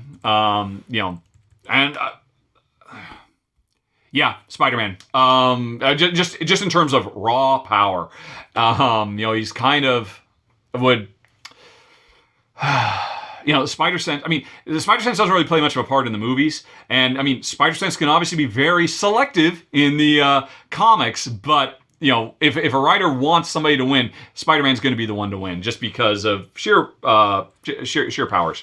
Drax versus Ghost Rider. I mean, Ghost Rider, of course. You say Johnny Blaze. I mean, Ghost Rider is literally the elemental force of vengeance. I mean, he's effectively a minor deity, as opposed to Drax, who's a strong guy with a couple of knives.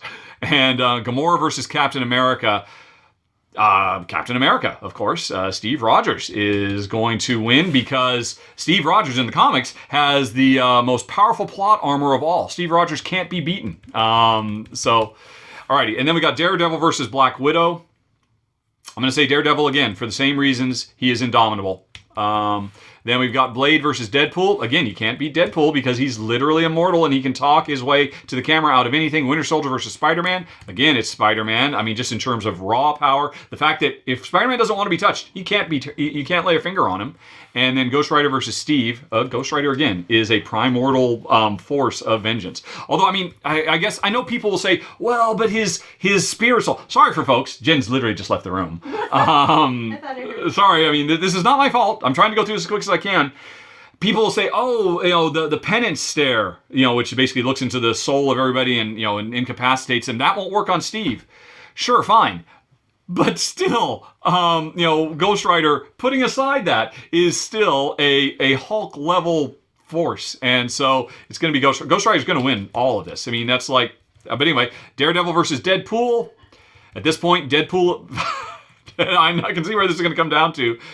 Spider-Man versus Ghost Rider, I'm sorry. I mean, I love when Spider-Man went up against, which Herald of Galactus was it? Back in the 90s or the late 80s? Firebrand, I think. That was an amazing, but that took everything he could to just barely fight him to a standstill. Ghost Rider will win. And so this is interesting. It comes down to Deadpool versus Ghost Rider. And if there's anybody here who could beat, as powerful as Ghost Rider is, Deadpool has the writer on their side. Deadpool has the audience on their side. Deadpool can just change the rules of the universe he is in because he knows he is a comic book character. So I'm going to give it to Deadpool in the end. And there you go. Hope that was fun for somebody besides Matt, but it was fun for me. Okay, let's get back to it. Alrighty. So, bonus points if I can tell you why. All right, there you go. Can mix and match. All right, characters don't have to. All right, there you go. I hope you enjoyed it. And I'm sorry, it was not a discussion for Jen because I could have done it on R&R. R&R now is a top 10 show. We at first we thought we were going to do like lots of variety, but then we realized people want top 10s, and I want R&R to succeed because I am paying Ruel to be there. I'm not going to say how much, but I'm paying Ruel, I think, quite a bit of money, and I want there to be sponsors for the show, and so top 10s are going to get more views than anything else. So that's why it's a top 10 show. So that was fun to do, but all right, that was fun for me anyway. But anyway, we move on to Lassie once Jen gets back. Honey, we're done with the comic books. We'll be right. Hold on, everybody. She'll be back in a sec. Okay, before we move on though, Jen came and she looked at the, and it's like, I thought you said Steve Rogers can't be beaten. I had to explain how Ghost Rider is a cosmic level entity and all of that. And she said, well, so who's this Deadpool? How did he come out on top? And I kind of explained, he said, that sounds really cool. Maybe I should watch that movie. And I'm like, ooh, okay. Ooh. So I gotta say, huge thank you to Matt. We might be watching some Deadpool tonight. That's pretty cool.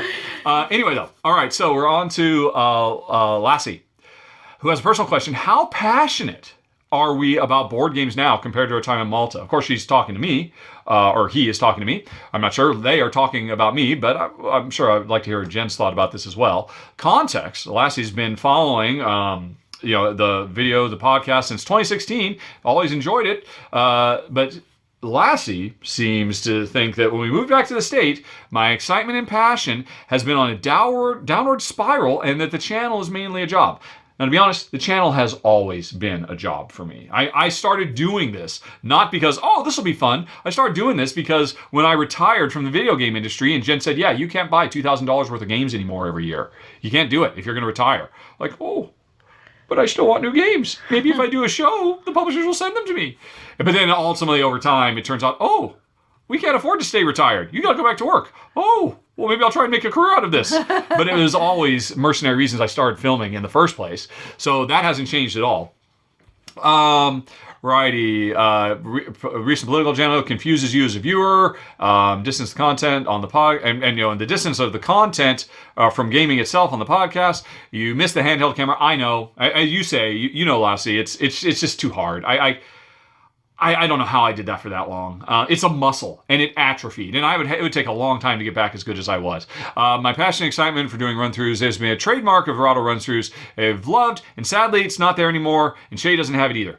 I'm going to have to agree to disagree. I feel personally, I am just as passionate about playing games as I ever have been.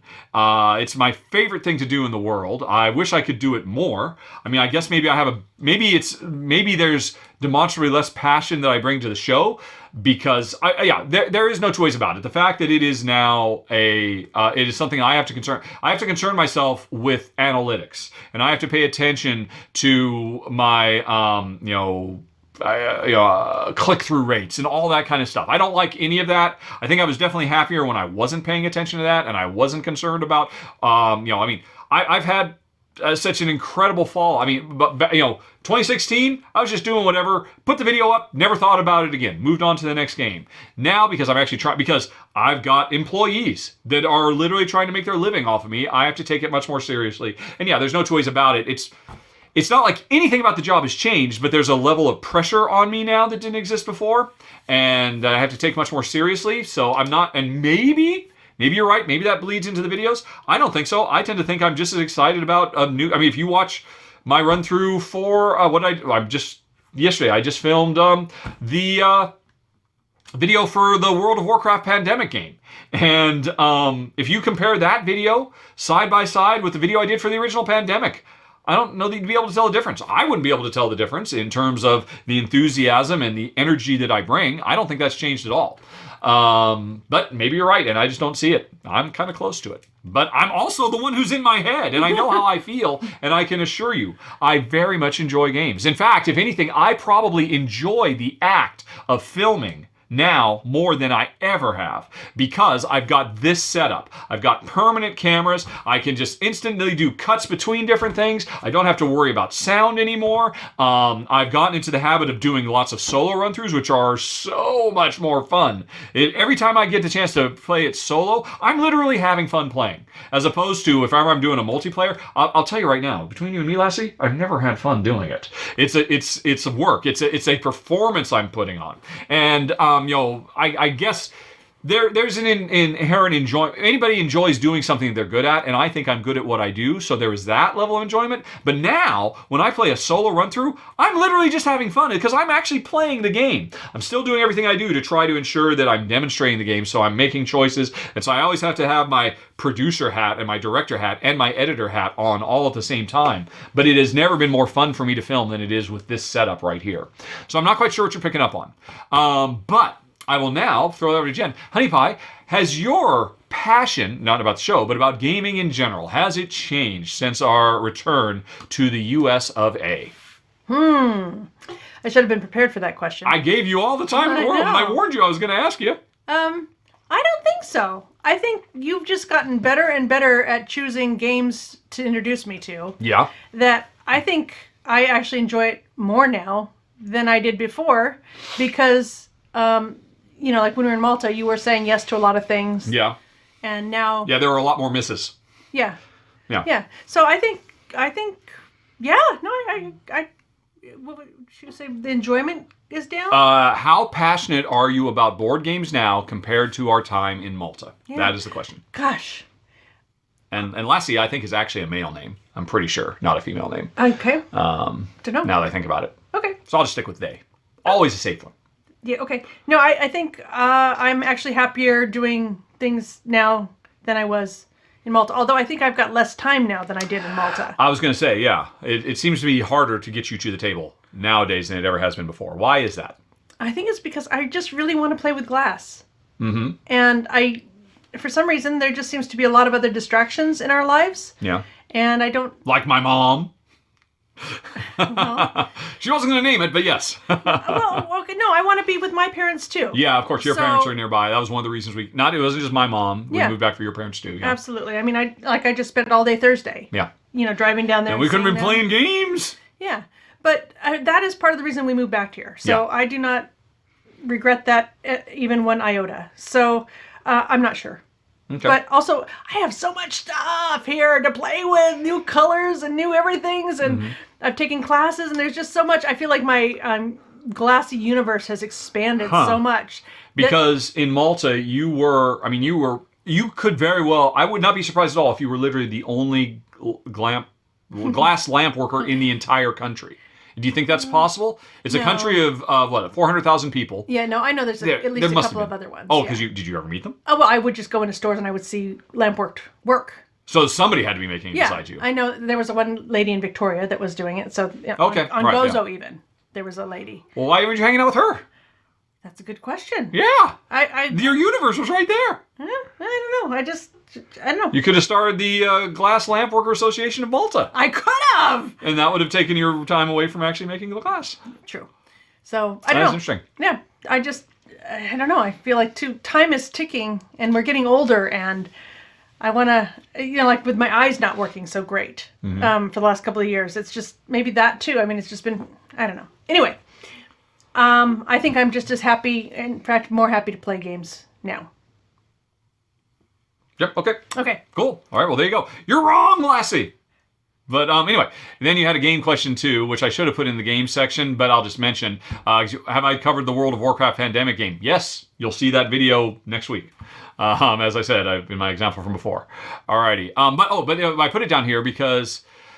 and have you been playing World of Warcraft, and have you been playing World of Warcraft back in your video game days? So that's a mix of tenses, but I'm sure they meant, did we play? Yes. I talked about that a bit in the video. Let's see. We started out, I really wanted to play Ultima Online, but at the time I did not have a computer fast enough to run it.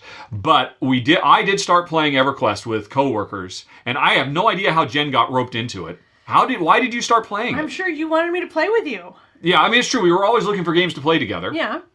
Jen... because there was Rahdo and Jennifer. Yeah. At that time. Mm-hmm. So you had your cleric and I had my wood elf. Oh, that's right. We had two full computers because this is before we had laptops. Yeah. You had the main one and I had the other one where David sat in the corner. Yeah. I remember, geez Louise.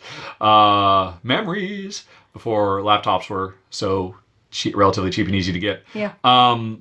So you came in just because I was playing it so much and you wanted to give it a try. Yeah. And then Jen got addicted to it. Yeah. I would say literally. I mean, you. Oh, what's my guild doing tonight? I gotta keep up, and I gotta, subscribe to the email list, and I eventually got burned out, and Jen was not. No. And it actually created some friction for us for a while. That can't we just go watch a show or something? Do you always have to hang out with the Sylvan Rangers every freaking night for 5 hours? I mean, Jen really got, and it's interesting because you have that whole inner ear thing that makes you. Not like movement. Yeah, very uncomfortable with 3D games. So when Jen was playing it, she would literally, if her character turned, you got into the habit, or I watched you would turn your head so that your body was tricked into thinking, oh, no, there's no disconnect here. Really? The camera view, I don't know, I always thought you were doing it on purpose. No. But no, you were doing this kind of stuff while you were playing. Like a snake. Oh my gosh, that must look stupid. Yeah, well, I mean, I knew why you were doing it. Well, you let me play in public. I don't think I ever played in public. Actually, no, that's not true. We did. There were a few times when we were on the road, and we would say, hey, let's go down to remember internet cafes were a thing once upon a time? We'd go down to the internet cafe and log in and play some EverQuest. Because Jen was so addicted. I'm like, okay, we'll play some EverQuest here. We can be doing lots of other things in this city. No. Let's play some EverQuest. Yep. So Jen really got hooked hard. Was I doing that when I must have? Oh God. I don't know. Okay. But I didn't even think twice about it. Let's see. And then I switched over to Asheron's Call, and I was playing that because I thought that was a better, more innovative game. It did a lot more interesting stuff, even if it was ugly. It was really ugly, but it was a better game. So Jen eventually tried to join me, and your main friend from the Sylvan Rangers, who's become like your best friend in real life too, doesn't even refer to him by his real name, calls him his EverQuest name, FO, which was short for, he was a forward observer, so he was FO. And Jen still calls him FO to this day. They chat all the time. And so you and FO followed me to Asheron's Call, and then we went into Dark Age of Camelot for a while, and then finally we went over to World of Warcraft, and I think we probably did 6 or 8 months in World of Warcraft. And I don't know why we stopped. I mean, I was definitely done.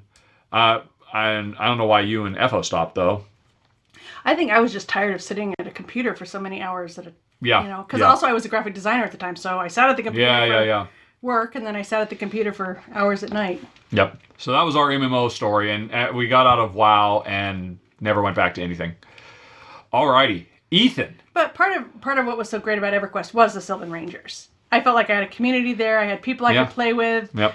I had developed my character to be simpatico with what the guild needed. You filled a certain role on raids and all that stuff. I knew my place. I had a spot in the community. She was in a cult. A good cult, though. We were out doing good stuff. We were the Sylvan Rangers. Exactly, yeah. We were helping people. Apparently, after you left, there was some controversy and... I heard a little bit about that, but I don't know it was already happened, out. So Yep. She was in the early days when the Silver Rangers were a force for good, I guess. I don't know. Well, then I left, you see, and it went... And it all fell apart. Yep. Alrighty. Let's see. And then Ethan, I'm sorry, I should have rearranged these. We're ending on a downer. Ethan wants to know, how have we dealt with the grief of losing pets? Ethan's dog is 12 years old and has a few years left. So, sorry, Honey Pie. That was a lot of fun. Let's really bring it down. I don't know. I don't really have a good answer for that. It's just going to hurt. It's just going to sock you in the gut so hard. I remember when Scuttle died, I was struck by how it physically hurt. And I felt like my heart literally hurt.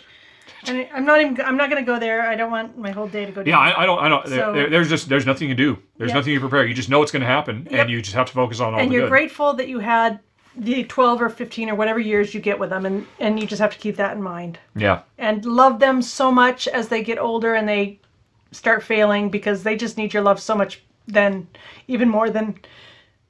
Yep, okay. Sylvan Rangers, okay. Hey, Honey Pie, it's time for your words of wisdom. Like I said, I really shouldn't have put that at the end. Sorry about that. Honey Pie, what's your words of wisdom for the month? You've got it. I send it to you already. Yes, I know. It's on screen. You do it. Jen's words of wisdom, which she cannot bring herself to say because somebody just reminded her that dogs die. That wasn't cool, man. But, yeah, just make the best of the time you got. Anyway, you fall in love with the people who make you love the person that you are when you're around them. Read that again. And I need to, because that was a mouthful. You fall in love with the people who make you love the person that you are when you're around them. Yep. All right. I think that's really amazing, because if you don't like somebody, it's because you don't like who you are when you're with them. Okay. All right. Strong words. That's an interesting thing and something to reflect on in all of your relationships. Okay. And then, folks, we're done. But now there were a few dog pictures. Oh, gosh, thank goodness. Yeah, we're going to end on some positive dog stuff.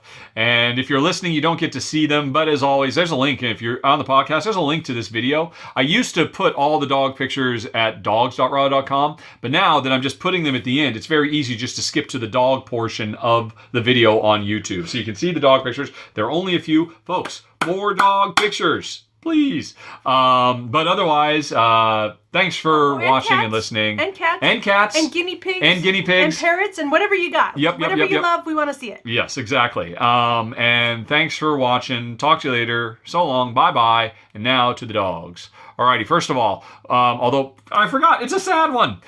This is the late Aiden. 13 great years, lost them 2 months ago. Oh, he's lovely. Oh. I know. Oh. Gosh, he's beautiful. And then, as always, Charlie and Sky are back once more. Oh, thank goodness. Charlie and Sky. Oh, beautiful shots. Charlie and Sky are doing okay. Thank you, Nigel. I swear, Nigel, you keep saying these in, you're going to basically program Jen to get a lab. Because these are very photogenic dogs. They are beautiful. Or you're just an incredible photographer. I mean, it's just absolutely amazing. Where was the shot taken? It's incredible. Well, there's this. All right. You want to try and Google image search it and figure out what this rock with ESK and probably some other letter is? It's a mystery. Yeah. All right. Okay, folks. Waterworks are over once again. Thanks for watching. Thanks for listening. Talk to you later. Bye. So long. Bye-bye.